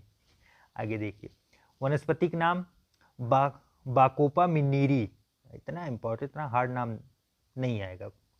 अन्य नाम जल निम्ब, उत्पत्ति जलासन्न भूमि में, हाँ उत्पत्ति आ सकती है जलासन्न भूमि में ये होता है। प्रयोग विधि मस्तिष्क को पोषण देता है और स्फूर्तिदायक है। जो आलसी बने हुए हो, लेटे हुए हो, स्फूर्तिदायक है, उपयोग करो। स्नायु कोषों का पोषण एवं उन्हें उत्तेजना प्रदान करना, उत्तेजित करना। कैफीन, कैफीन आप जानते ही होंगे, मनोस्फूर्तिदायक एवं मस्तिष्क को प्रभावित करने वाली उत्तेजित औषधि है। कैफीन आप जानते हैं, जो यूज करते हैं ज़्यादा करके, ये आपको मतलब उत्तेजित करता है थोड़ा सा, मतलब आपको फ्रेशनेस लाता है। रासायनिक सूत्र C8H10N4O2, रासायनिक प्रकृति क्षाराब, और प्रमुख स्रोत इंपॉर्टेंट है, ये पूछ सकते हैं। चाय में पाया जाता है, कॉफ़ी में पाया जाता है, कोको में पाया जाता है, तीनों में मिलता है कैफीन। आगे देखते हैं पुदीना। पुदीना तो अभी हम लोग देखे थे, थोड़ा सा और देख लेते हैं। जिसे मेंथा बोलते हैं, वनस्पतिक नाम मेंथा आर्बेसिस। प्रयोग पुदीना अर्क या मेथाल तेल का उत्पादक होता है। विधि पुदीने की पत्तियों का भाप आसवन के द्वारा इनका तेल बनाया जाता है। कभी आप लोग नहीं तो यूट्यूब पे सर्च करके देख लीजिएगा इसका तेल कैसे निकाला जाता है। काफ़ी उसमें एक्सरसाइज और काफ़ी परिश्रम के बाद ये निकलता है। और भारत द्वारा संपूर्ण विश्व के मेथा आपूर्ति का 80% उत्पादन, सर्वाधिक उत्पादन उत्तर प्रदेश करता है। पूरे विश्व में 80% सिर्फ इंडिया करता है, मोस्ट इंपॉर्टेंट। और उसके बाद सर्वाधिक उत्पादन कौन करता है? यूपी करता है इंडिया में। अब इसे देख लीजिए। फिर उसके बाद फिर आगे देखते हैं क्रिकेट बैट जो निर्माण किए जाते हैं विलो की लकड़ी से। किससे? विलो की लकड़ी से। मैं गारंटी के साथ बोल रहा हूँ, जो अच्छे अच्छे खिलाड़ी हैं ना, उनको भी नहीं पता होगा ये किस लकड़ी का बना है। तो इसलिए आप अच्छे से पढ़िए, देखिए पढ़ने से कितना ज्ञान बढ़ेगा। जो खेल रहे हैं ना उनसे पूछ लीजिएगा एक बार, क्रिकेट का बैट किससे बनता है, समझ में आ जाएगा कौन कितने पानी में है। तो कोई बात नहीं, थोड़ा सा अपना रोब वो भौकाल वोकाल बना लिया करो। विलो की वनस्पतिक नाम सैलिक्स अल्बा। सैलिक्स अल्बा इसका वनस्पतिक नाम है। हॉकी स्टिक किसकी बनती है? सहतूत। सहतूत देख रहे हैं, मेलबरी की लकड़ी की, सहतूत की लकड़ी की हॉकी स्टिक बनती है। सहतूत का वनस्पतिक नाम क्या है? Morris alba. मोरस अल्बा, दोनों अल्बा अल्बा ही। नेक्स्ट चलते हैं, कुछ तथ्य देख लेते हैं। समुद्री खरपतवार प्रमुख स्रोत है आयोडीन का। आयोडीन जो हमें प्राप्त होता है वो कहाँ से मिलता है? समुद्री खरपतवार से। वनीला प्राप्त होता है आर्किड परिवार के पेड़ों से। लड़कियां विशेष ध्यान दें, वनीला फ्लेवर का बहुत सा आइसक्रीम खाती हैं वो। हींग का उत्पादन होता है तने एवं जड़ के स्राव द्वारा, मोस्ट इंपॉर्टेंट है, कई बार आ चुका है। टमाटर में पाए जाने वाले अम्ल हैं साइट्रिक, मैलिक एवं ऑक्जेलिक। आप देख रहे हैं 3 प्रकार के पाए जाते हैं, साइट्रिक, मैलिक एवं ऑक्जेलिक, इंपॉर्टेंट है। लिटमस अम्ल क्षार सूचक मिलता है लाइकेन से। कपूर बनाया जाता है, लाइकेन के बारे में आप लोग को पता ही होगा, नहीं पता तो आपको मैं बता देता हूँ। लाइकेन जो है ये एक सूचक है किसका? वायु प्रदूषण का। वायु में अगर प्रदूषण है तो इसका कलर जो है वो डिकलराइज होता है, अपने रंग को बदलने की वजह से ये अलग शो करता है। और लाइकेन सबसे ज़्यादा लगाया गया है कहाँ पे आपको पता होगा? हम लोगों के ताजमहल के पास, ताजमहल के आसपास लगाया गया है, क्योंकि वहाँ पे वायु प्रदूषण से या फिर जो उसकी वजह से अम्लीय वर्षा से, इन सब से उसकी दीवारों को काफ़ी नुकसान पहुंच रहा था। इसलिए लाइकेन को लगा के वहाँ का टेम्परेचर के बारे में या वहाँ के वायु एटमॉस्फेयर के पोल्यूशन के बारे में जानकारी ली जाती है। आइए आगे देखते हैं। कपूर। कपूर बनाया जाता है किससे? सिनामोमम कैम्फोरा नामक सदाबहार वृक्ष की लकड़ी से बनाया जाता है कपूर। याद रखिए, इंपॉर्टेंट है, घर में यूज सब लोग करते हैं। पौधों में अर्धसूत्री विभाजन के अध्ययन हेतु सबसे उपयुक्त भाग है परागकोश। बड़ चीप प्रौद्योगिकी संबंधित है गन्ने की खेती से। पौधों में भ्रूण मिलता है बीज से। मौसमी के पौधों का प्रवर्धन होता है कलमबंध तकनीकी से। एक ही पौधे के एक पुष्प के परागकोश से परागकण का उसी पौधे के दूसरे पुष्प के वर्तिकाग्र में स्थानांतरण कहलाता है सजात पुष्पी परागकरण। एक ही पुष्प पे दोनों निषेचन हो रहा है, मतलब मेल फीमेल दोनों के जो निषेचन हो रहे हैं उसे सजात पुष्पी परागकण बोलते हैं। कंचन उत्पन्न किस्म है आंवले की। आंवले की क्या है? कंचन है। देखिए, जो फैक्ट आपको ऐसे लग रहे हो कि जो ये डेली यूज के हों, जैसे आपको मैंने बताया ना कपूर, ये एनी टाइम एग्जाम में आ सकता है। क्यों?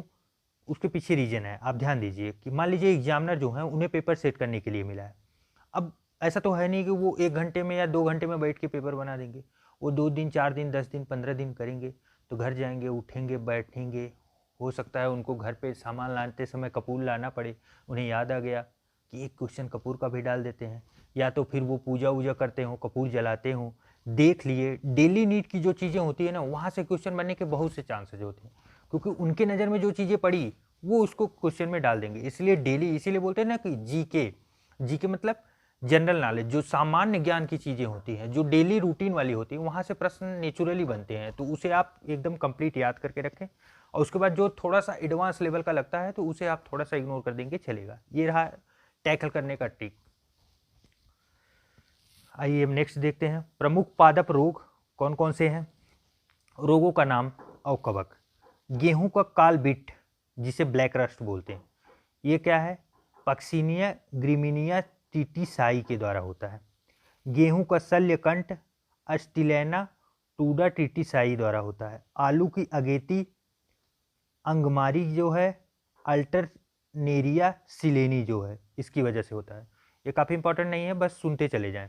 आलू की पिछेती अंगमारी जो है फाइटोफ्लोथोरा इन्फेस्टेंस के द्वारा होता है। आलू का वाट रोग जो है सिनकाइट्रियम एंडोबायोटिकम के द्वारा होता है। मूंगफली का टिक्का रोग जो होता है वो सर्कोस्पेरो परसेंट के द्वारा होता है। गन्ने का लाल गलन रोग जो होता है, जो अंदर आप देखते हैं कि बोलते हैं कि ये मतलब खराब हो गया गन्ना, देख के लगता है, उसे कोलीटेट्राइकल फल्केटम के द्वारा होता है।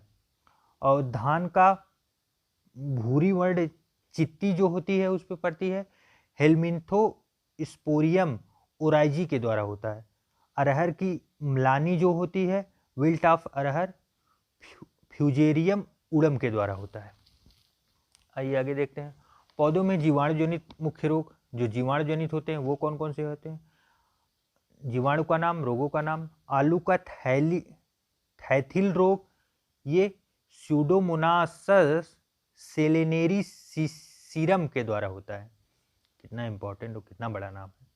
क्राउन गाल रोग, ये एग्रोबैक्टीरियम ट्यूमिफेंसिस के द्वारा होता है। बंद गोभी का काला गलन जेंथोमैनास क्रैप्सोट्रियस के द्वारा होता है। नींबू का कैंकर जो है जेंथ्रोमोनास सिट्री के द्वारा होता है। ये इंपॉर्टेंट नहीं है, उतना आएगा नहीं, लेकिन बस एक नज़र देखने के लिए मैंने बता दिया। मुख्य रोग जो है, अब आइए उसके बारे में देखते हैं। विषाणु जनित रोग, विषाणु शब्द की उत्पत्ति लैटिन शब्द वायरस से हुई है।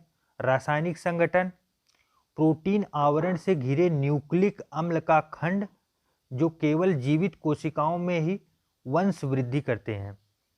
कौन? विषाणु, जिसे वायरस बोलते हैं। अध्ययन की शाखा विषाणु विज्ञान, वायरोलॉजी के अंदर आता है। उसके बाद फिर चेचक देखिए, अप्रैल 1977 में भारत चेचक मुक्त घोषित कर दिया गया। सबसे पहला इंपॉर्टेंट फैक्ट ये है। संचार का माध्यम रोगी की त्वचा, थूक, वायु व वस्त्र आदि से। चेचक रोग आप समझ सकते हैं, जैसे कोविड फैलता है सेम समझ लें। उत्तरदायी विषाणु क्या है? वेरियोला आर्थोपाक्स वायरस फैमिली के द्वारा होता है। उसके बाद फिर कंठमाला रोग, कंठमाला रोग देख लीजिए, जिसे मम्प्स बोलते हैं। कारण क्या है? मम्प्स वायरस और प्रभावित अंग पैरोटिड ग्रंथि जो होती है, अन्य नाम गलसुआ बोलते हैं इसे। पोलियो, अब आइए पोलियो के बारे में देख लेते हैं। तंत्रिका ऊतकों के नष्ट होने के कारण पेशियों तक संदेश पहुंचना बंद हो जाता है पोलियो के कारण। आप समझ सकते हैं मतलब कितना खतरनाक रोग है ये। और पक्षाघात पैरालाइसिस हो जाता है, जिसकी वजह से आप समझ रहे हैं, जैसे मतलब तंत्रिका तंत्र पे वो अटैक कर दिया कि उस अंग तक सूचना ही नहीं जा रही है, मतलब वो अंग अपने हिसाब से काम ही नहीं कर रहा। पैर में पोलियो हो गया तो फिर वो पूरा पैरालाइज हो गया, उसमें कोई मतलब वो क्रिया ही नहीं कर पा रहा है। इसका कारण क्या है? पोलियोमाइलिटिस विषाणु जिसे बोलते हैं, काफ़ी इंपॉर्टेंट है, याद रखें। संचार माध्यम दूषित भोजन एवं जल के द्वारा होता है। भारत में पोलियो उन्मूलन कार्यक्रम की शुरुआत 1995 से शुरू की गई है। भारत ने बाईवैलेंट पोलियो वैक्सीन का प्रयोग किया, बाईवैलेंट पोलियो वैक्सीन। डब्ल्यूएचओ ने 24 फरवरी 2012 को भारत को सक्रिय पोलियो वायरस संक्रमण वाले स्थानिक देशों की सूची से हटा दिया। मतलब जो है कि ये भारत जो है पोलियो मुक्त घोषित कर दिया गया है, लेकिन इसकी औषधि अभी बराबर चल रही है, क्योंकि ऐसा वायरस वापस से रिपीट होना, क्योंकि पड़ोसी देश हमारे जो हैं सबके पास पोलियो भर भर के पड़ा है, चाहे वो हमारा वो एक नंबर का निकम्मा पड़ोसी पाक हो, या तो फिर बगल में ठीक ठाक पड़ोसी जो हमारे बांग्लादेश है, सहयोगी पड़ोसी है, उसके यहाँ भी अभी उपलब्ध है। आइए उसके बाद देखते हैं 27 मार्च 2014 क्षेत्रीय प्रमाणन आयोग द्वारा भारत को पोलियो मुक्त प्रमाणित किया गया। और उसके बाद टीका जो है जोनास साल्क वर्ष 1952 में पहला टीका बनाया था। किसने? जोनास साल्क ने। इंपॉर्टेंट है, कई बार आ चुका है ये। अल्बर्ट साम्बिन पहली ओरल पोलियो वैक्सीन इन्होंने बनाई थी, ओरल वैक्सीन। आइए अब आगे देखते हैं। हेपेटाइटिस बी काफी इंपॉर्टेंट है। कारण क्या है? हेपाइडियनस वायरस परिवार का है। प्रभावित अंग क्या है इसमें? लीवर है। लक्षण क्या है? लीवर में सूजन एवं जलन होता है। संचार माध्यम संक्रामक शारीरिक द्रव्य इन्फेक्टेड बॉडी फ्लूइड होता है। उसके बाद फिर डेंगू देखते हैं। डेंगू मच्छर के द्वारा फैलता होता है। हड्डी तोड़ ज्वर होता है इसमें, इसे हड्डी तोड़ ज्वर नाम भी दिया गया है, दूसरा नाम इसका। कारण क्या है? डेंगू वायरस, जिसे फ्लेविविरिडी फैमिली का होता है। ये रोग वाहक कौन है? Aedes Egypt. इंपॉर्टेंट है, काफी इंपॉर्टेंट है, कई बार आ चुका है। एडीज एम्बोपिक्टस व क्यूलेक्स फैटिंगेस नामक मच्छर के द्वारा ये फैलाया जाता है। लक्षण क्या है? रक्त में प्लेटलेट्स की संख्या का तेजी से गिरना, तीव्र शरीर दर्द के साथ तेज बुखार। बहुत से लोगों को हुआ होगा, आप लोग जानते भी होंगे इसमें इसके लक्षण। अब आइए देखते हैं रेबीज के बारे में। ये तो मैं उम्मीद करता हूँ भगवान किसी को ना हो, क्योंकि ये बहुत खतरनाक रोग होता है। प्रभावित अंग केंद्रीय नाड़ी तंत्र, तंत्रिका तंत्र जिसे बोलते हैं। कारण रेबीज वायरस। अन्य नाम जलांतक इसे बोलते हैं। हाइड्रोफोबिया, हाइड्रोफोबिया मतलब समझ रहे हैं? पानी से डर। हाइड्रो मतलब होता है वाटर, फोबिया, फोबिया मतलब उसका रोग जिससे डरना हो गया। पानी से बहुत ज़्यादा डर लगता है। ये किसकी वजह से होता है? कुत्ता, बिल्ली, चमगादड़, लोमड़ी, रैकून आदि के द्वारा होता है। आप देख रहे हैं जिन जिन का नाम आ रहा है, आप विशेष ध्यान दीजिए। अगर ये आप लोगों को काट लिए हैं, या फिर आप लोगों को संदेह है कि ऐसा कुछ हुआ है, तो आप लोग तुरंत रेबीज का टीका अवश्य लगवाएं। ये जानकारी लेने से आप लोगों को पढ़ाई करने से देखिए कितना फायदा होता है। ध्यान दो। जंतुओं द्वारा प्रसारित वैक्सीन खोजकर्ता लुई पाश्चर थे। वर्ष 1885 ईस्वी में प्रथम वैक्सीन प्राप्तकर्ता कौन थे? जोसेफ मेस्टर थे। प्रमुख लक्षण पानी से डर लगना और तेज बुखार। पित्त ज्वर, येलो फीवर। कारण येलो फीवर वायरस फ्लेविवाइराइड फैमिली का होता है। रोगवाहक एडीज मच्छर, एडीज इजिप्टी मच्छर जिसे बोलते हैं। येलो फीवर, पीला ज्वर। याद रखें मच्छर की वजह से हो रहा है पीला ज्वर। दूसरे शब्दों में याद करने के लिए सोच लें, पीला मच्छर। नेक्स्ट एडीज मच्छर जो है, अब इसके बारे में देख लेते हैं। वाहित रोग, ये पित्त ज्वर, डेंगू, चिकनगुनिया, जीका ज्वर और मायरो ज्वर इतने प्रकार का वाहक है। ये लेके जाता है, दूसरों में पहुंचाता है। एकदम अलग टाइप का है, इसको तो पकड़ के कूट देना चाहिए। आगे चलते हैं। अन्य नाम टाइगर मच्छर। पहचान पैरों पर सफ़ेद धारियां। इनका टाइगर मच्छर इनका दूसरा नाम है, सफ़ेद धारियों वाले मच्छर। जापानी इंसेफेलाइटिस इंपॉर्टेंट है, आप इसे देख सकते हैं।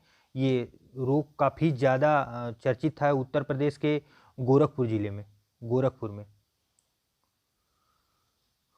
आइए अब नेक्स्ट देखते हैं इसका। प्रभावित अंग मस्तिष्क जो है और फ्लेविविराइडी कुल का विषाणु है। रोगवाहक क्यूलेक्स मच्छर द्वारा उत्तर प्रदेश के पूर्वांचल में बच्चों हेतु एंडेमिक महामारी इसी की वजह से हुई है।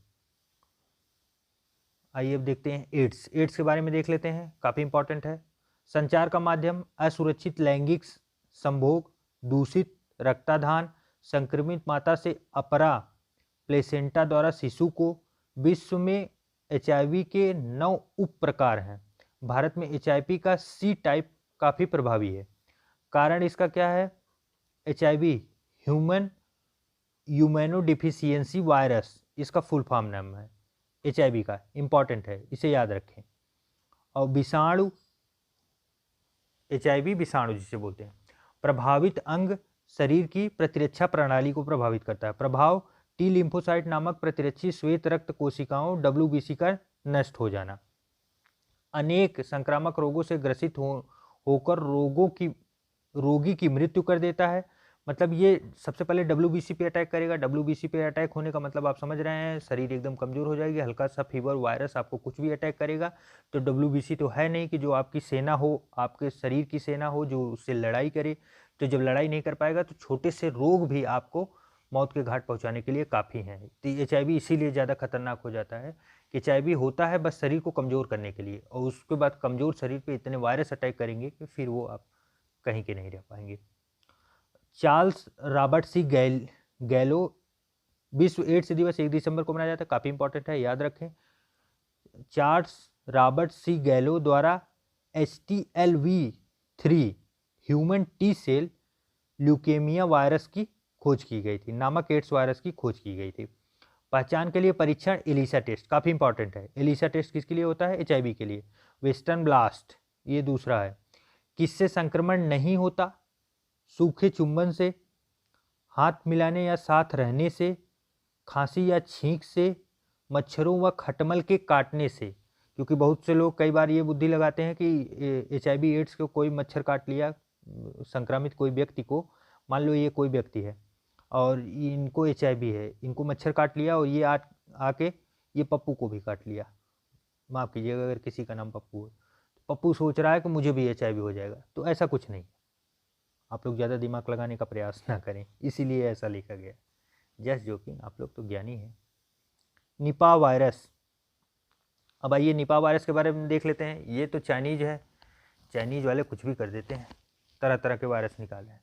प्रथम बार पहचानी गई मलेशिया के गांव सुंगाई निपाह में, मलेशिया में हुआ था, सॉरी चाइनीज में नहीं, मलेशिया का। कारण क्या है? निपाह विषाणु के द्वारा, और जूनोटिक रोग इसी के द्वारा होता है। फ्लाइंग फॉक्सेज या फल चमगादड़ इसे बोलते हैं, फ्रूट बैट के द्वारा होता है। 50 से 75% मृत्यु दर है इसमें, जिसे हो गया मतलब बचने के चांसेस बहुत कम है, बाकी तो ज़्यादा से ज़्यादा जाने की है। शब्द एवं उनके अर्थ। पैंडेमिक, अभी इस बीच ये काफ़ी इंपॉर्टेंट ट्रेंड रहा है, तो ये एनी टाइम प्रश्न बन सकते हैं, इंपॉर्टेंट है, आप ध्यान दें। पैंडेमिक किसे बोलते हैं? रोगों का विश्व के बड़े क्षेत्र में फैल जाना, विश्व के काफ़ी बड़े क्षेत्र में फैल जाना पैंडेमिक कहलाता है। एपिडेमिक, संक्रामक रोग का किसी विस्तृत क्षेत्र में कम समय में ही तेजी से फैल जाना, इसे क्या बोलेंगे? एपिडेमिक। एंडेमिक, ये क्या है? रोग का सीमित क्षेत्र विशेष या जनसंख्या में अस्थायी रूप से रहना या फैलना, मतलब किसी एक सीमित क्षेत्र में फैल रहा है, वहीं रह रहा है, वहाँ का एटमॉस्फेयर के हिसाब से वो ज़्यादा मेंटेन, ये एंडेमिक है। एपिडेमिक में आप देख रहे हैं ये कोविड था, और पेंडेमिक में भी कोविड ही था, दोनों में आता है वो। जीवाणु जनित रोग कौन सा है? जिसे जीवाणु के द्वारा जो फैलते हैं। सबसे सरल एक कोशिकी आद्य जीव जनित रोग पौधों में, मानव में और पशु में, सब में होते हैं। अब आइए 6 रोग देख लेते हैं, जिसे ट्यूबरकुलोसिस बोलते हैं, काफ़ी इंपॉर्टेंट है, गवर्नमेंट इस पर बहुत सक्रिय है, तो यहाँ से प्रश्न बनने के बराबर चांसेस हैं, बहुत विशेष ध्यान देकर आप पढ़ें। कहाँ होता है? फेफड़े में, लंग्स में, इंपॉर्टेंट है। कारण क्या है? माइकोबैक्टीरियम ट्यूबरकुलोसिस, खोजकर्ता रॉबर्ट कोच, इंपॉर्टेंट है। अन्य नाम यक्ष्मा बोलते हैं। उपचार विधि डॉट्स, डॉट्स का फुल फॉर्म क्या है? Directly observe treatment, directly observe treatment, important है, याद रखें, भूले ना। WHO द्वारा प्रस्तावित वर्ष 1994 में MDR TB, multi drug resistant TB, ये क्या होता है? तपेदिक के बैक्टीरिया या एंटीबायोटिक औषधियों का प्रभाव खत्म हो जाना। कारण क्या है? डॉट्स या दवाइयों का कोर्स पूरा न करना। आप देख रहे होंगे बार बार गवर्नमेंट ये ऐड चलाती है कि कभी भी टीबी बिगड़ सकती है, टीबी को आधे पे ना रोकें। तो ये इसी की वजह से और ज़्यादा घातक हो जाता है। तो इसलिए इसे विशेष ध्यान दें कि कभी भी डॉट्स का उपयोग अगर कोई कर रहा है तो वो बीच में ना रोके, उसका कोर्स पूरा कंप्लीट करे। लक्षण क्या है? कफ के साथ खांसी आना और बलगम में खून गिरना। Vaccine BCG, bacillus Calmette Guérin, ये इसकी वैक्सीन है। एल्बर्ट कामेट और कैमिल गुएरिन द्वारा तैयार किया गया था, खोजकर्ता यही थे। अब आइए देख लेते हैं प्लेग, जो कि इतिहास में बहुत मिलता है और आज भी कई जगह पर थोड़ा बहुत सक्रिय है, लेकिन बहुत ज़्यादा अब नहीं देखने को मिलता। प्रभावित अंग फेफड़ा एवं लसिका ग्रंथि, चूहों के द्वारा फैलता है। कारण क्या है? पास्चुरेला पेस्टिस या यर्सीनिया पेस्टिस बैक्टीरिया के द्वारा ये फैलता है। रोजवाहक पिस्सू है। लक्षण तेज बुखार, शरीर पर गिल्टियाँ निकलना, ये प्लेग के लक्षण है। हैजा देख लेते हैं, जिसे इंग्लिश में कोलेरा बोलते हैं। कालरा जिसे एक प्रचलित नाम में कालरा बोला जाता है, इसे अंग्रेजी में कोलेरा बोलते हैं, कोलेरा। मेरे हिसाब से तो मैं तो सही प्रोनाउंसिएशन कर रहा हूँ, बाकी आप लोग कमेंट करके बता दीजिएगा।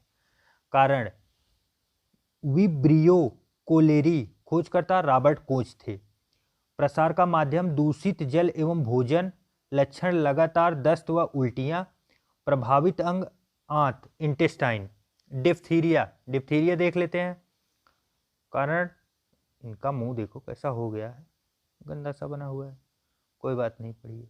कारण जीवाणु, कैरिनी बैक्टीरियम थिप्थिरी, अन्य नाम रोहिणी। गलघोटू रोग। लक्षण सांस लेने में कठिनाई और टिंसिल बढ़ाना।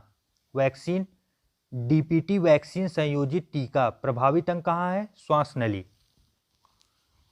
उसके बाद फिर आगे देखते हैं सैल्मोनेला बैसिली जीवाणु। संरचना राड या आकार का, रॉड शेप। रोग भोजक विषाक्तता, फूड पॉइजनिंग करता है। नॉन फ्लोर फर्मिंग और कसाभिका युक्त होता है। प्रसार का माध्यम संक्रमित जल और दूषित भोज्य पदार्थ के द्वारा फैलता है। अब आइए देख लेते हैं काली खांसी। कारण क्या है? हीमोफिलिस पर्ट्यूसिस या बार्डीटेरा पर्ट्यूसिस, अन्य नाम कुक्कुर खांसी से बोलते हैं। हुपिंग का कुक्कुर खांसी क्यों बोलते हैं? कुत्ते की तरह सब खांसते हैं। लक्षण लगातार खांसी आना। Vaccine DPT vaccine. प्रभावित अंग श्वसन तंत्र। उसके बाद फिर टाइफाइड देख लेते हैं। अन्य नाम आंत्र ज्वर, मियादी बुखार इसे बोला जाता है। सेल्मोनेला टाइफी के कारण होता है। खोजकर्ता डॉक्टर डेनियल ई सालमन द्वारा। प्रभावित अंग आंत। टीका क्या है? TAB vaccine, TAB vaccine. संचार माध्यम गंदा पेयजल। लक्षण तेज बुखार और सिर दर्द। आइए आगे देख लेते हैं, निमोनिया के बारे में हम लोग देख लेते हैं। अन्य नाम फुफ्फुस शोथ या फुफ्फुस प्रदाह। कारण क्या है? स्टेटोकोकस न्यूमोनी। लक्षण तेज बुखार और फेफड़ों में पानी आना। वैक्सीन क्या है? Pneumococcal vaccine. प्रभावित अंग फेफड़े, इंपॉर्टेंट है ये, इसकी वैक्सीन न्यूमोकोकल वैक्सीन आ चुका है निमोनिया के लिए।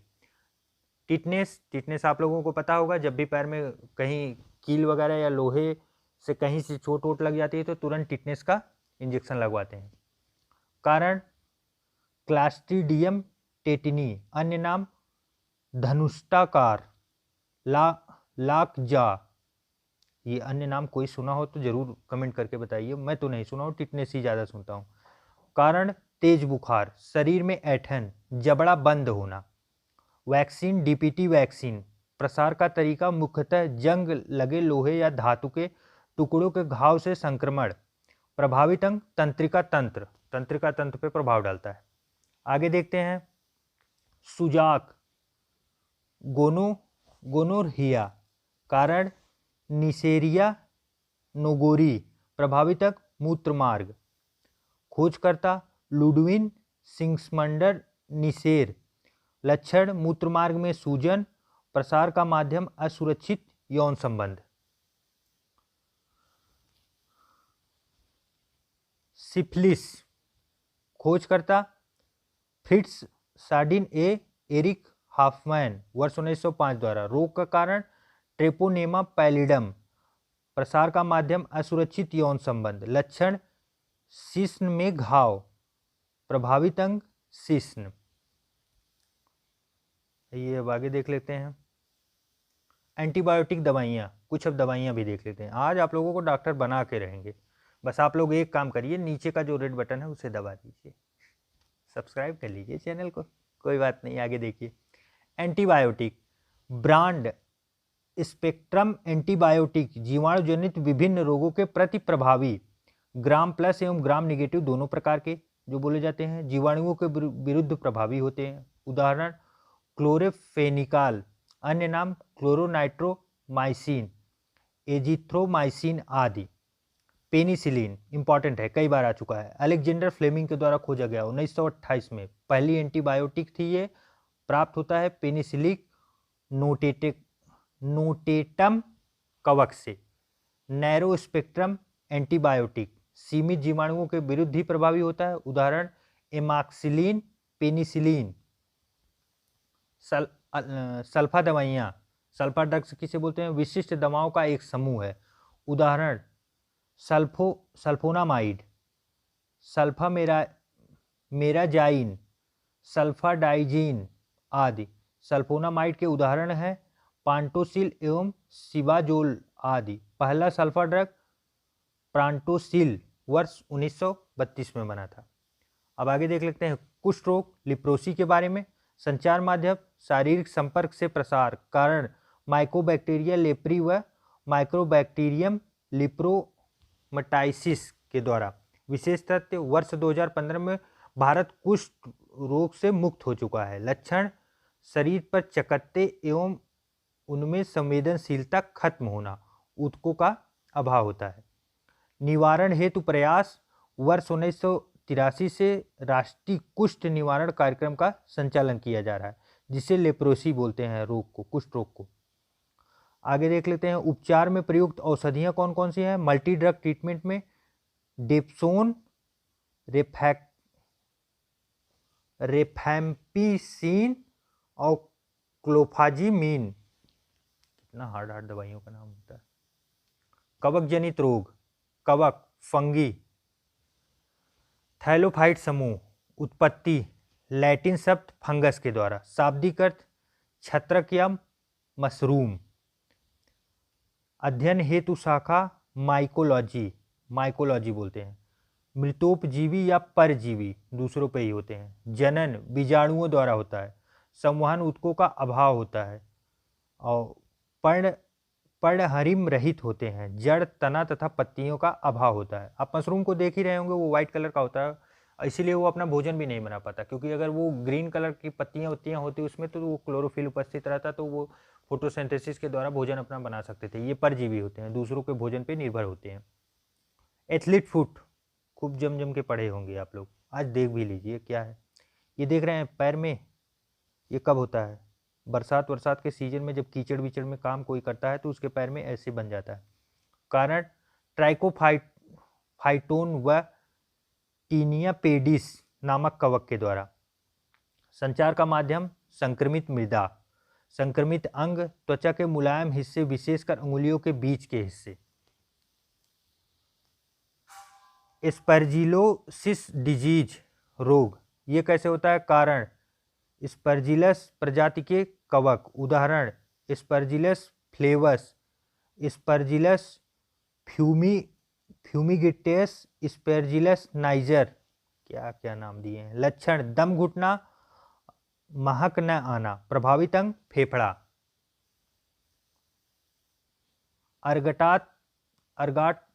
अर्गटातपेया रोग, एर्गोटिज्म इंपॉर्टेंट नहीं है ये, आप लोग देख लीजिए बस। कारण क्लेवेंसिस प्रोफीरिया कवक। संचार का माध्यम संदूषित अनाज का उपयोग। लक्षण दस्त व उल्टी, हाथ पैर में संवेदना खत्म होना, ट्राप्सी आदि। प्रभावित अंग पाचन तंत्र एवं तंत्रिका तंत्र पे। कुछ फैक्ट देख लेते हैं। नवजात शिशुओं को दिया जाने वाला ट्रिपल एंटीजन टीका बचाव करता है। ट्रिपल एंटीजन टीका इंपॉर्टेंट है। कीवर्ड पकड़िए। डिप्थीरिया, कुकुर खांसी और टिटनेस, किसका? डिप्थीरिया, कुकुर खांसी और टिटनेस, ट्रिपल एंटीजन टीका।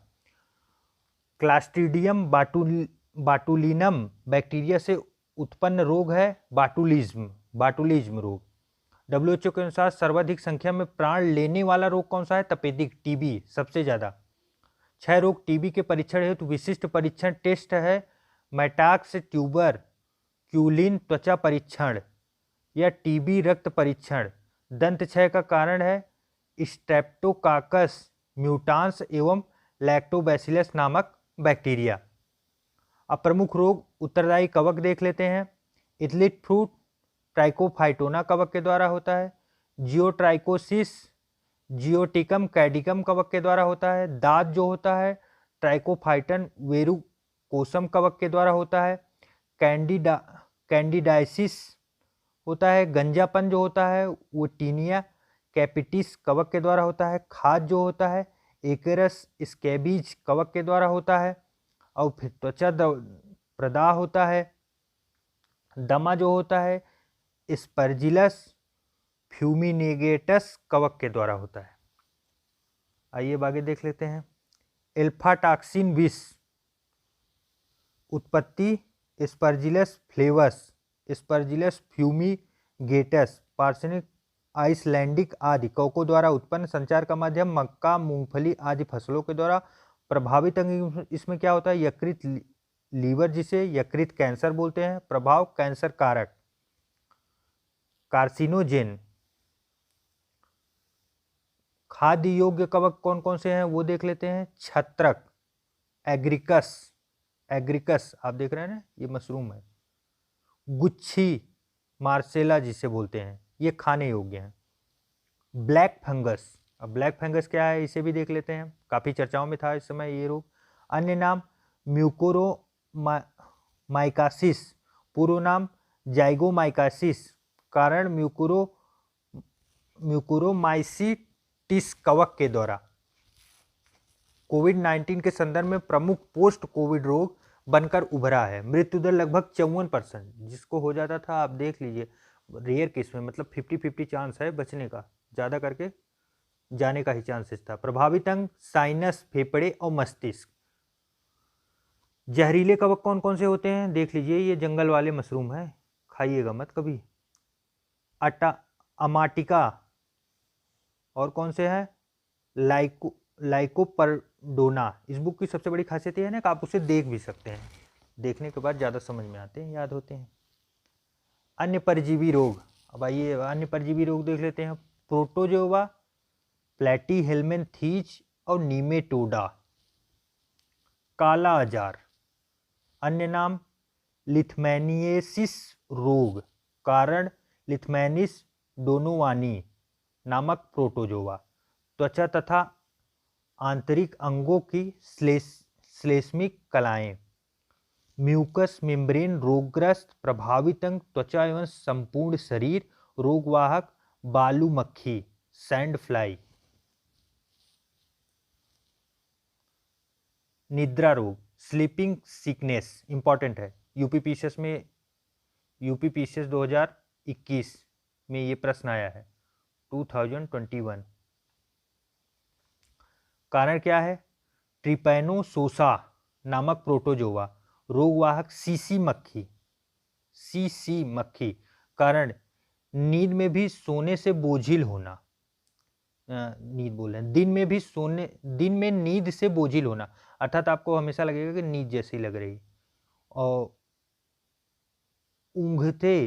ऊँघते रहना, मतलब जिसे आप वो बोलते नहीं कि औंहाई टाइप का आ रहा है, ऐसा कुछ वर्ड यूज करते हैं, पता नहीं एग्जैक्ट मैं बोल पा रहा हूँ कि नहीं, ऐसा कुछ लगता है। प्रभावित अंग रुधिर, सीरिब्रो स्पाइनल शारीरिक द्रव्य, हृदय पेशियां और जनद। अब आइए मलेरिया के बारे में देख लेते हैं। मलेरिया डिजीज खोजकर्ता कौन थे? Sir Ronald Ross. इन्हें नोबेल पुरस्कार इसी के लिए दिया गया वर्ष 1902 में। प्रभावित अंग आरबीसी तथा प्लीहा स्लीपेल्स में। कारण प्लाज्मोडियम नामक प्रोटोजोआ होता है। मलेरिया रोग आप देख रहे हैं प्रोटोजोआ के कारण हुए। प्रजातियां प्लाज्मोडियम वाइवैक्स, प्लाज्मोडियम ओवेल, फिर मिलेरी, फिर फैल्सीपेरम के द्वारा होता है। भारत में 60 से 65% केस पी वाईवैक्स द्वारा हो रहा है और 30 से 35 केस जो है पी फैल्सीपेरम के द्वारा हो रहा है। 2 प्रकार के रोग इंडिया में। रोगवाहक मादा एनाफिलीज मच्छर है, इंपॉर्टेंट है काफ़ी, यहाँ से प्रश्न यहीं से बनते हैं। मलेरिया दिवस किस दिन? 25 अप्रैल को, ये भी इंपॉर्टेंट है। प्राकृतिक औषधियाँ कुनैन सिंकोना नामक वृक्ष की छाल से प्राप्त किया जाता है, मोस्ट इंपॉर्टेंट, कई बार आ चुका है। कृत्रिम औषधियाँ कौन सी हैं? एटिब्रीन, मेलुब्रीन, रेसोचिन, कामाक्विन और क्लोरोक्विन। क्लोरोक्विन आपको पता ही होगा, इंपॉर्टेंट है, कोविड-19 के उपचार में पूरे वर्ल्ड को इंडिया ने सप्लाई किया था। कौन सी दवा? क्लोरोक्विन। मच्छरों से बचाव के साधन DDT, पायरिथ्रस नेप्था तथा कपूर आदि का प्रयोग किया जाता है। जलाशयों में लार्वा खाने वाली बत्तखें तथा मछलियाँ जैसे गैम्बूसिया को छोड़ना। गैम्बूसिया एक ऐसी मछली है जो मच्छर को बहुत खाती है। जलाशयों पे अगर ऊपर जाके मच्छर बैठते हैं तो उन्हें बहुत ज़्यादा वो अपना आहार बनाती है। पैलेथिनिन नामक पायरेथ्राइट कीटनाशक का प्रयोग किया जाता है। कुनैन व डायराप्रिम आदि रोग निरोगी औषधियों का प्रयोग किया जाता है मच्छरों से बचाव के लिए। अब आइए देख लेते हैं सिस्टोसोमारुगुड़ता,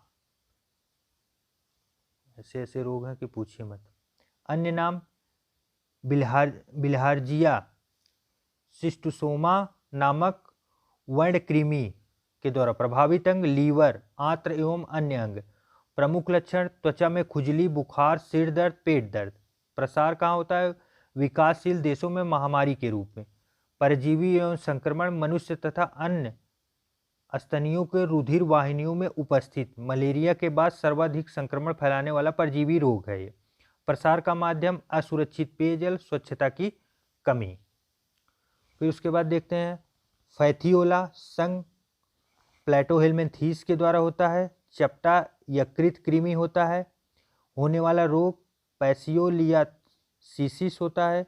अवस्थिति कहाँ होती है? भेड़, बकरी, सूअर, भैंस आदि के जिगर की बड़ी बड़ी पित्त नालियों में पाया जाता है। फाइलेरिया रोग देख लीजिए, काफ़ी इंपॉर्टेंट है।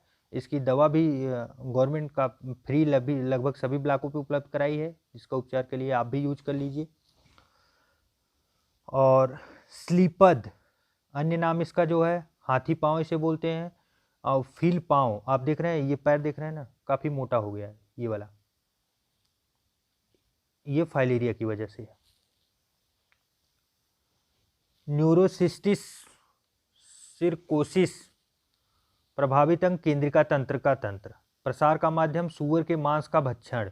फीता कृमि के अंडों से युक्त संक्रमित जल का प्रयोग करना। लक्षण त्वचा के ऊपर उभार, सिर दर्द, ब्रेन ट्यूमर जैसे आभास होता है। कारण टीनिया सेलियम नामक फीता कृमि। संघ इसका इंपॉर्टेंट नहीं है। विशेष तथ्य वर्ष 2003 में लिएंडर पेस के मस्तिष्क में इसका संक्रमण हुआ था।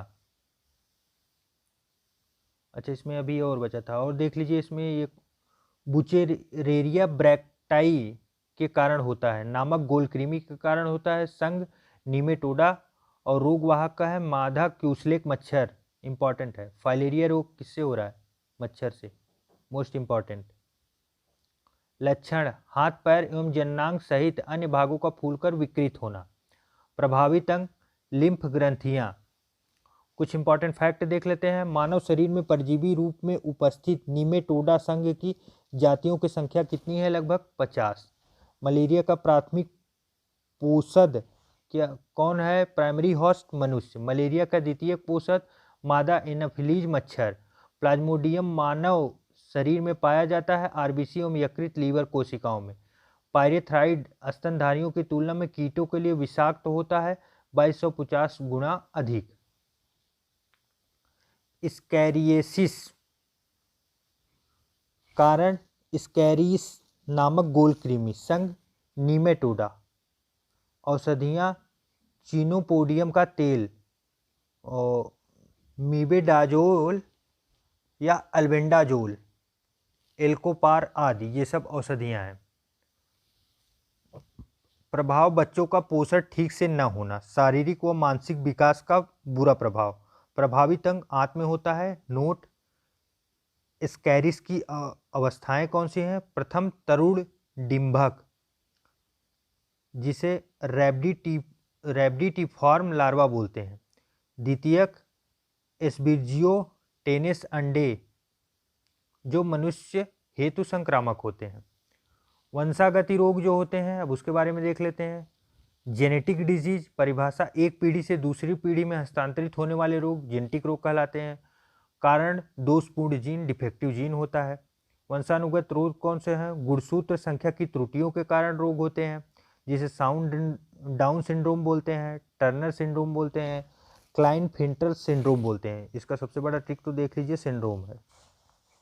सिंड्रोम मतलब इरर ऑफ क्रोमोसोम्स। जीन की उत्पत्ति जेनेटिक डिसऑर्डर के द्वारा होता है। रक्त रंजकहीनता, एल्बिनिज्म बोलते हैं। एल्केप्टोन्यूरिया, फेनिलकीटोन्यूरिया और आरएच फैक्टर।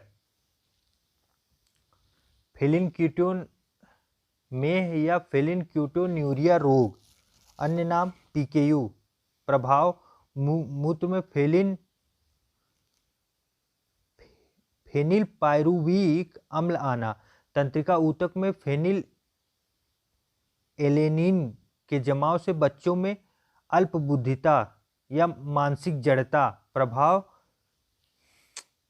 फेनिल एलेनिन को टाइटोसिन नामक अमीनो अम्ल में बदलने वाले एंजाइम फेनिल एनेलिन हाइड्रोक्लोसिजेल की कमी। रुधिर में फेनिल एनेलिन की वृद्धि। भाई साहब आप देख लो, अभी हम आपको दिखाते हैं ये कितनी बार फेनिल एलेनिन किए हैं। 1 बार, 2 बार, 3 बार, 4 बार, 5 बार। ऊपर इनका तो अलग ही है। अब जाने दो, बोलना अच्छा नहीं लग रहा। हीमोफीलिया, हीमोफीलिया रोग, अन्य नाम अधिरक्तस्राव, रक्तस्रावण रोग, शाही रोग, जिसे रॉयल डिजीज बोलते हैं। रोग भी शाही है, वाह। प्रारंभ महारानी विक्टोरिया से, तभी तो हुआ ही। प्रकार लिंग संलग्न वंशानुगत रोग, रोगवाहक वाहक कैरियर स्त्रियां होती हैं, जबकि रोग पुरुष में प्रभावित होता है। प्रभाव रुधिर में थक्का नहीं बनना, चोट लगने पर लगातार खून बहते रहना, बनते नहीं रहना, बहते रहना, इंपॉर्टेंट है। ये रोग आप देख रहे हैं, इसमें एक्चुअली होता क्या है कि आपको अगर चोट लग गई तो खून का थक्का नहीं बनेगा। इसमें बहुत से, मतलब अगर देखा जाए तो बहुत लोगों को ये रोग इजीली मिलता है। पेशी दुष्पोषण, मस्कुलर डिस्ट्रॉफी, अनवरत प्रसार, पीढ़ी दर पीढ़ी रोग का। प्रभाव मांसपेशियां कमजोर हो जाती हैं। आनुवांशिक रोग यक्ष गुणसूत्र से संलग्न होता है। कारण यक्ष गुणसूत्र में मौजूद अप्रभावित जीन का निष्पिंडन। वर्णांधता देख सकते हैं, कलर ब्लाइंडनेस, अन्य नाम लाल हरा का अंधापन, मतलब लाल और हरा में वो अंतर नहीं कर पाते, वर्णांधता रोग जिन्हें होता है। डाल्टोनिज्म जिसे बोलते हैं। प्रभाव अप्रबलन एक्स संलग्न वंशागति रोग है। ये रोगवाहक स्त्रियां होती हैं और रोगग्रस्त होते हैं पुरुष, और वाहक प्रभाव जो है लाल एवं हरा रंग पहचानने में असमर्थ होते हैं। विभिन्न परिस्थितियों में वर्णांधता एवं वंशागति, अब आप देख लीजिए। सामान्य महिला का जो गुणसूत्र होता है XX होता है, का विवाह वर्णांध पुरुष XCY से अगर होगा तो वर्णांध पुरुष और सामान्य महिला, इसमें निष्कर्ष जो निकलेगी सभी पुत्रियां जो होंगी वो वाहक होंगी और सभी पुत्र सामान्य होंगे। पुत्र देख रहे हैं सामान्य है और स्त्रियां दोनों वाहक हैं। CC आप देख रहे हैं ना, कैरियर लगा है, दोनों पुत्रियां। XX वाली पुत्रियां होती हैं, XY वाले पुत्र होते हैं। उसके बाद फिर आगे देखते हैं दूसरा कंडीशन, वाहक स्त्रियां, यानी XC और X का विवाह सामान्य पुरुष XY से अगर हो जाएगा तो वाहक स्त्रियां जो हैं, निष्कर्ष क्या निकलेगा, पुत्र 50% वर्णांध तथा 50% सामान्य हो सकते हैं और पुत्रियां 50% वाहक एवं 50% सामान्य हो सकती हैं। आप इसमें देखिए स्त्रियां हमेशा वाहक होंगी, विशेष ध्यान दें, स्त्रियां हमेशा वाहक होंगी, पुत्रियां जो है वो भी वाहक ही होंगी, जबकि वर्णांध नहीं होंगी। जबकि आप पुत्र देखेंगे तो पुत्र वर्णांध हो चुके हैं आधे। फिर तीसरा कंडीशन देखते हैं, वाहक महिला का विवाह वर्णांध पुरुष से अगर होता है तब क्या होगा, तो 50% वर्णांध तथा 50% सामान्य होंगे। ये कौन, पुरुष। और पुत्रियां जो है 50% वर्णांध तथा 50% वाहक हो जाएंगी। तो पुत्रियां भी जो है वाहक और वर्णांध हो ही जाएंगी।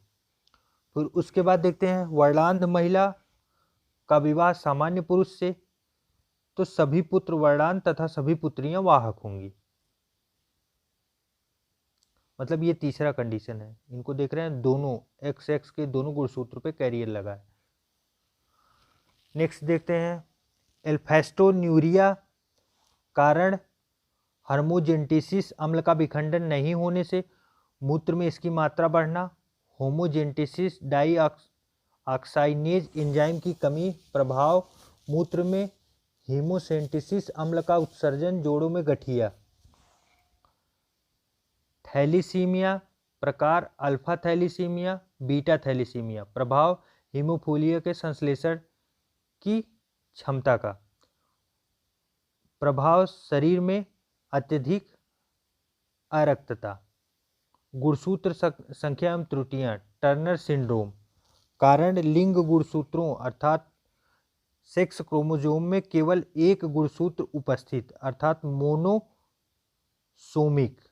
44+X प्रभाव, स्त्री नपुंसकता हो जाता है।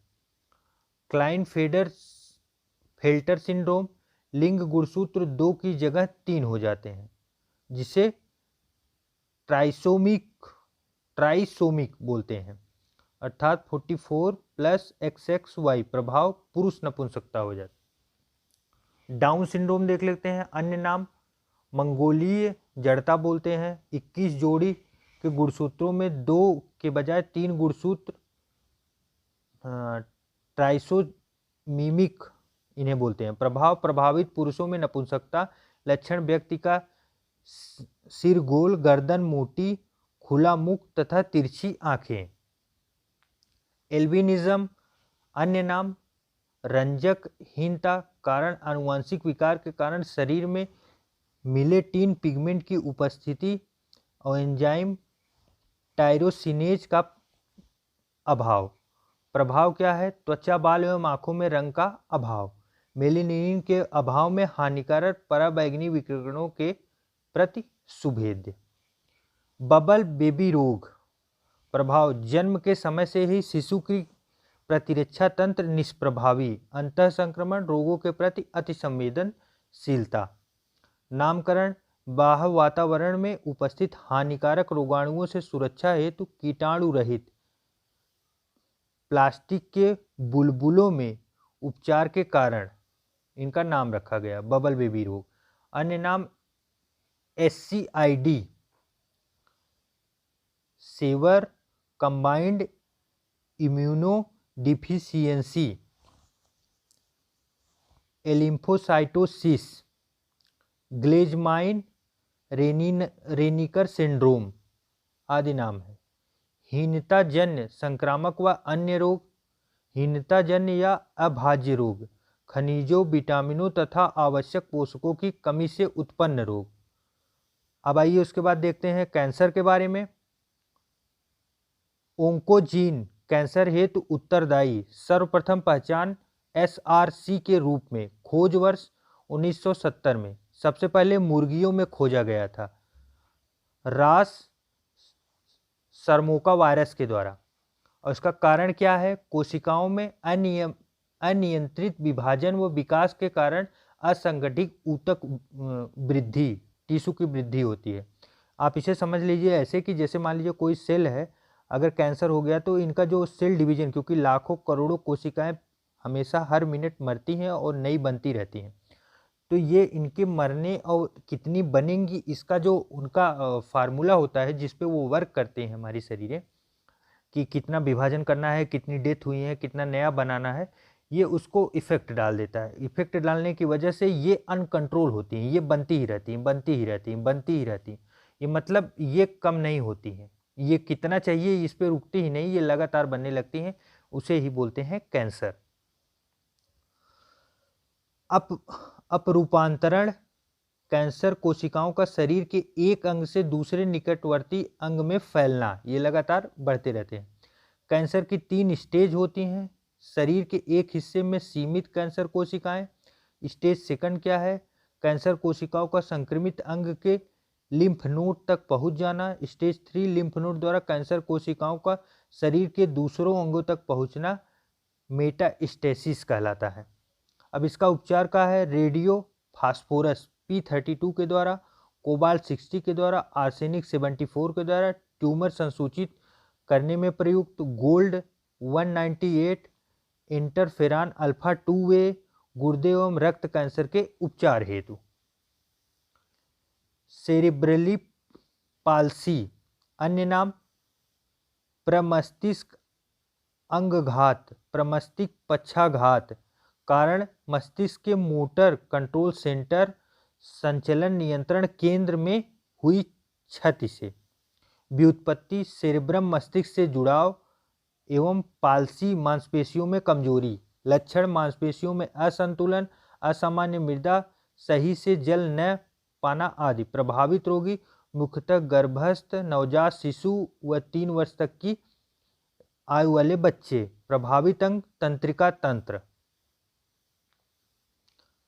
अब प्रमुख हीनताजन्य रोग देख लेते हैं। एनीमिया लौह की कमी से होता है, इंपॉर्टेंट है ये सभी। अभी तक तो आप लोग देख रहे थे कि जो पेपर में बन सकते हैं ऐसे, अब ये इतने इंपॉर्टेंट है जो लगातार बन रहे हैं पेपर में। स्कर्वी रोग आप जानते हैं विटामिन सी की कमी से, और ग्वाइटर घेघा आयोडीन की कमी से,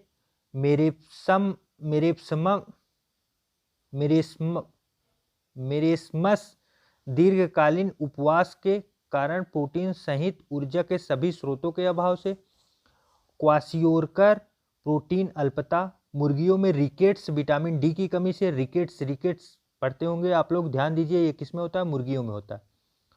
मवेशियों व मैटकाउ रोग प्राजोन्स नामक प्रोटीन के कारण। मधुमेह रोग इंसुलिन की कमी के कारण होता है। जिरिप्थैल्मिया विटामिन ए की कमी के कारण होता है, इंपॉर्टेंट है।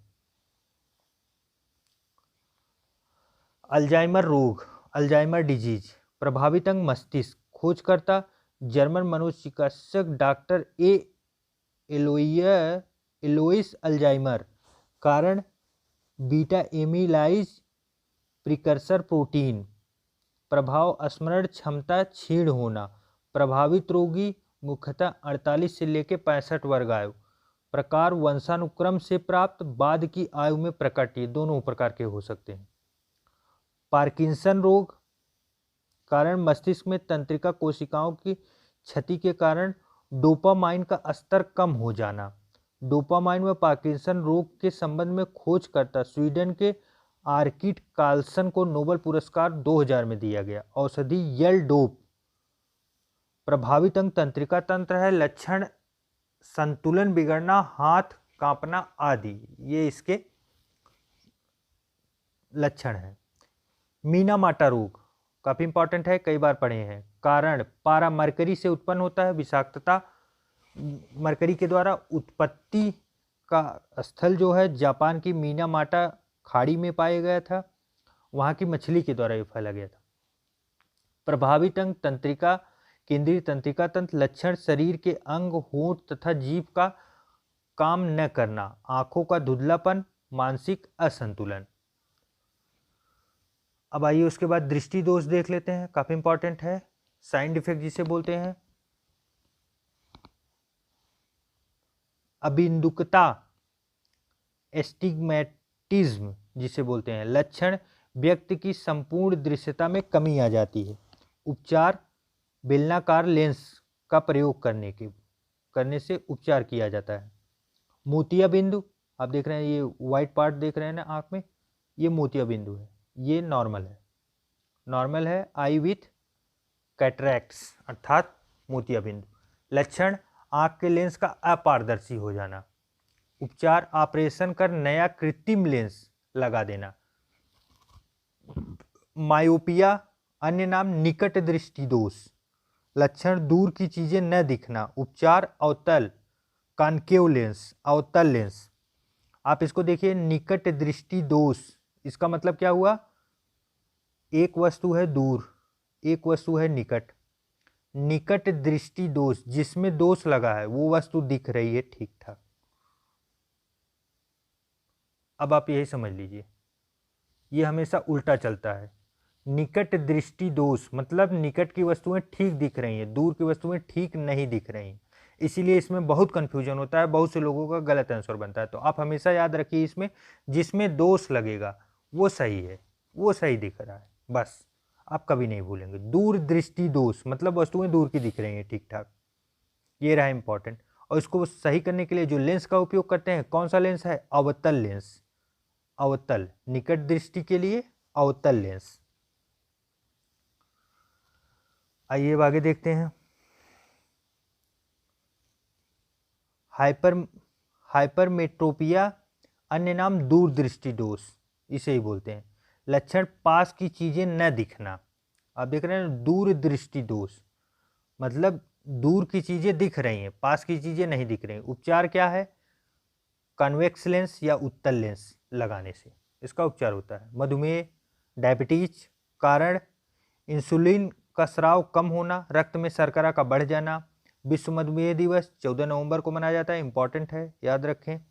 आयुर्वेदिक उपचार, मेथी का बीज और कढ़ी पत्ता इसके आयुर्वेदिक उपचार हैं।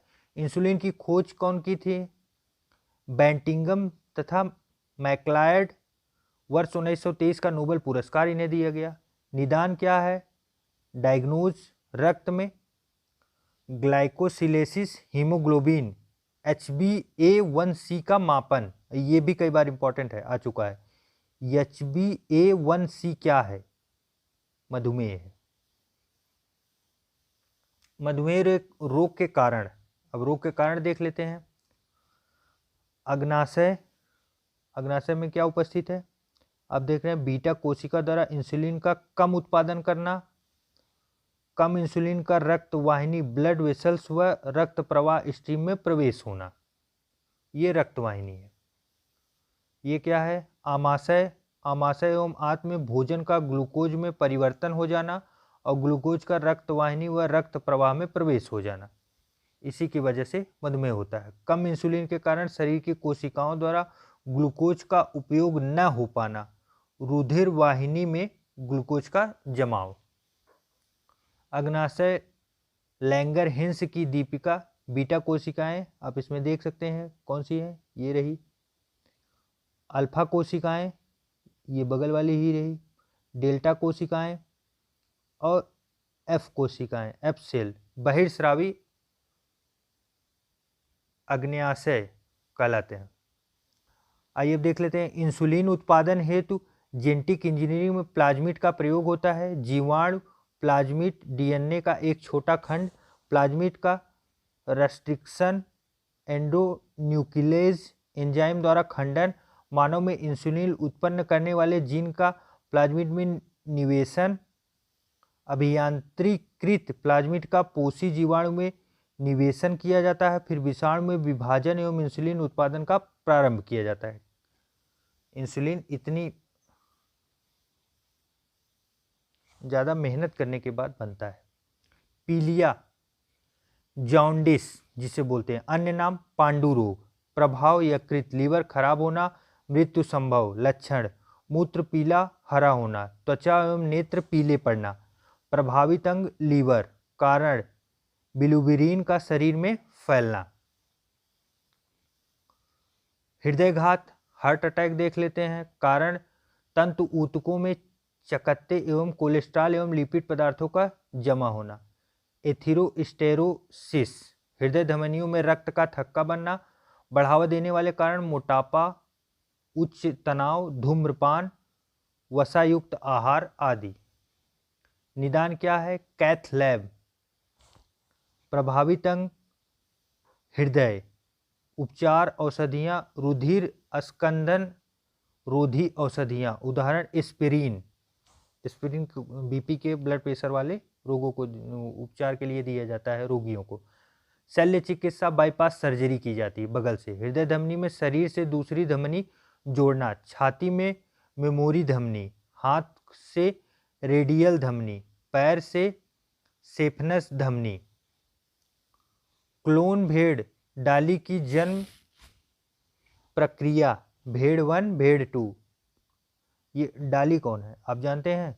क्लोन भेड़, पहली क्लोन के द्वारा, अर्थात इसे लेबोरेटरी में बनाया गया क्लोन के द्वारा ये पहली बकरी है जिसका नाम डाली रखा गया था। अब ये कैसे इसका जन्म हुआ उसके बारे में देख लेते हैं। भेड़ 1 से ली गई स्तन कोशिका, कोशिका से न्यूक्लिड केंद्रक का वियोजन किया गया, और भेड़ 2 से ली गई अंड कोशिका, केंद्रक विहीन अंड कोशिका थी ये, और फिर इन दोनों को संलयित किया गया। भ्रूण का भेड़ 3 या सिरोगेंट में प्रत्यारोपण किया गया। तीसरे भेड़ में विभाजन के परिणाम स्वरूप भ्रूण एम्ब्रियो का निर्माण हुआ, जो भेड़ 3 या सेरोगेट में सेरोगेट किया गया। सेरोगेट मतलब तीसरे की कोख में डाला गया। क्लोन भेड़ डाली का जन्म हो गया, जो आनुवांशिक रूप से भेड़ प्रथम के समान थी। आइए कुछ फैक्ट देख लेते हैं। स्लीप एपनिया है निद्रा संबंधी विकार। एम्फाइसिस है एक प्रकार का क्रमिक प्रतिरोधी फुफ्फुसीय रोग। औषधि कैप्सूलों का बाह्य आवरण निर्मित होता है माड अर्थात स्टार्च से। लीवर सिरोसिस का मुख्य कारण है मदिरा सेवन। ओरल सबम्यूकस फाइब्रिन संबंधित है मुंह से मुंह में छाले और बाद में मुंह का अंदरूनी भाग कठोर हो जाना। खुजलाने से खाज मिटती है, जब कहीं खुजलाता है तो खाज क्यों मिट जाती है? प्रतिहिस्टामीन रसायन का उत्पादन बढ़ने से। इंटरफेराल शरीर में विभिन्न रोगाणुओं के विरुद्ध रक्षात्मक प्रतिक्रियाओं के फलस्वरूप बनने वाला प्रोटीन है। ल्यूकेमिया है एक प्रकार का क्या? रक्त कैंसर। ल्यूकोडर्मा है सफेद दाग वाला त्वचा रोग। हल्द्वानी स्थित डीआरडीओ के प्रयोगशाला रक्षा जैव ऊर्जा अनुसंधान संस्थान डीबर द्वारा विकसित ल्यूकोडर्मा के इलाज हेतु औषधि है ल्यूकोस्का एनोसिएसिमिया या अघ्राणता संबंधित है सूंघने की शक्ति के नष्ट हो जाने से। एनोसिम्पा इंपॉर्टेंट। विविध रक्त संयोजी ऊतक केचुआ। हीमोग्लोबिन प्लाज्मा में घुला होता है। हीमोग्लोबिन क्या है? प्रोटीन है। स्फिग्नोमैनोमीटर रक्त दाब का मापक यंत्र है। आरएच फैक्टर बंदर में पाया जाता है। प्रतिजन प्रतिपिंड या प्रतिरक्षी के निर्माण को उद्दीपित करते हैं। प्रोटीन क्या है? मानव रक्त की श्यानता का कारण है। किडनी स्टोन कैल्शियम ऑक्जेलेट का बना होता है। यकृत यूरिया की उत्पत्ति का कार्य करता है। एंजाइम पेप्सिन आमाशय प्रोटीन का पाचन करता है। ट्रिप्सिन अग्नाशय का, और टाइलिन लाल ग्रंथि वाला एंजाइम है। और गैस्ट्रीन हार्मोन आमाशय की जी सेल तथा ग्रहणी है। आमाशय प्रोटीन का पाचन यहीं से प्रारंभ करता है। तो ये रहा मित्रों घटना चक्र की जीएस दृष्टि का सामान्य विज्ञान। इसमें आप देख रहे थे जो बायोलॉजी के लगभग दोनों टॉपिक, जिसमें आपके बॉटनी और जूलॉजी दोनों आ गए। तो लगभग उसको हम लोगों ने 3 पार्ट में पूरा कंप्लीट कर लिया है। आप लोगों ने पहला दूसरा पार्ट नहीं देखा है तो उसे देख लें, डिस्क्रिप्शन में आपको लिंक भी मिल जाएगा। और कैसा लगा ये आपको सीरीज, आप हमको तुरंत बताइए। नेक्स्ट पार्ट आपको मिलेगा फिजिक्स अभी बचा है और केमिस्ट्री बची है। रसायन विज्ञान और भौतिक विज्ञान उनके भी दोनों पार्ट, वो दोनों एक ही पार्ट में आ जाएंगे, आपको पूरा मिल जाएंगे। और ज़्यादा समय न गवाते हुए हम उसको जल्द से जल्द उपलब्ध कराने का प्रयास करेंगे। और आप लोगों को कैसा लगा फीडबैक जरूर दीजिएगा कमेंट के द्वारा, और लाइक ज़रूर कर दीजिए मित्रों। चैनल को सब्सक्राइब करना बिल्कुल भी ना भूलें, क्योंकि ऐसे ही ढेर सारे फैक्ट और एंजॉयमेंट के साथ हम लोग पढ़ाई को जारी रखेंगे और जल्द से जल्द अपनी सफलता को अग्रसर करके एक नई ऊंचाइयों को प्राप्त करने का प्रयास करेंगे। मिलते हैं आप लोगों को एक नए एपिसोड में एक नई सब्जेक्ट के साथ। तब तक के लिए नमस्कार।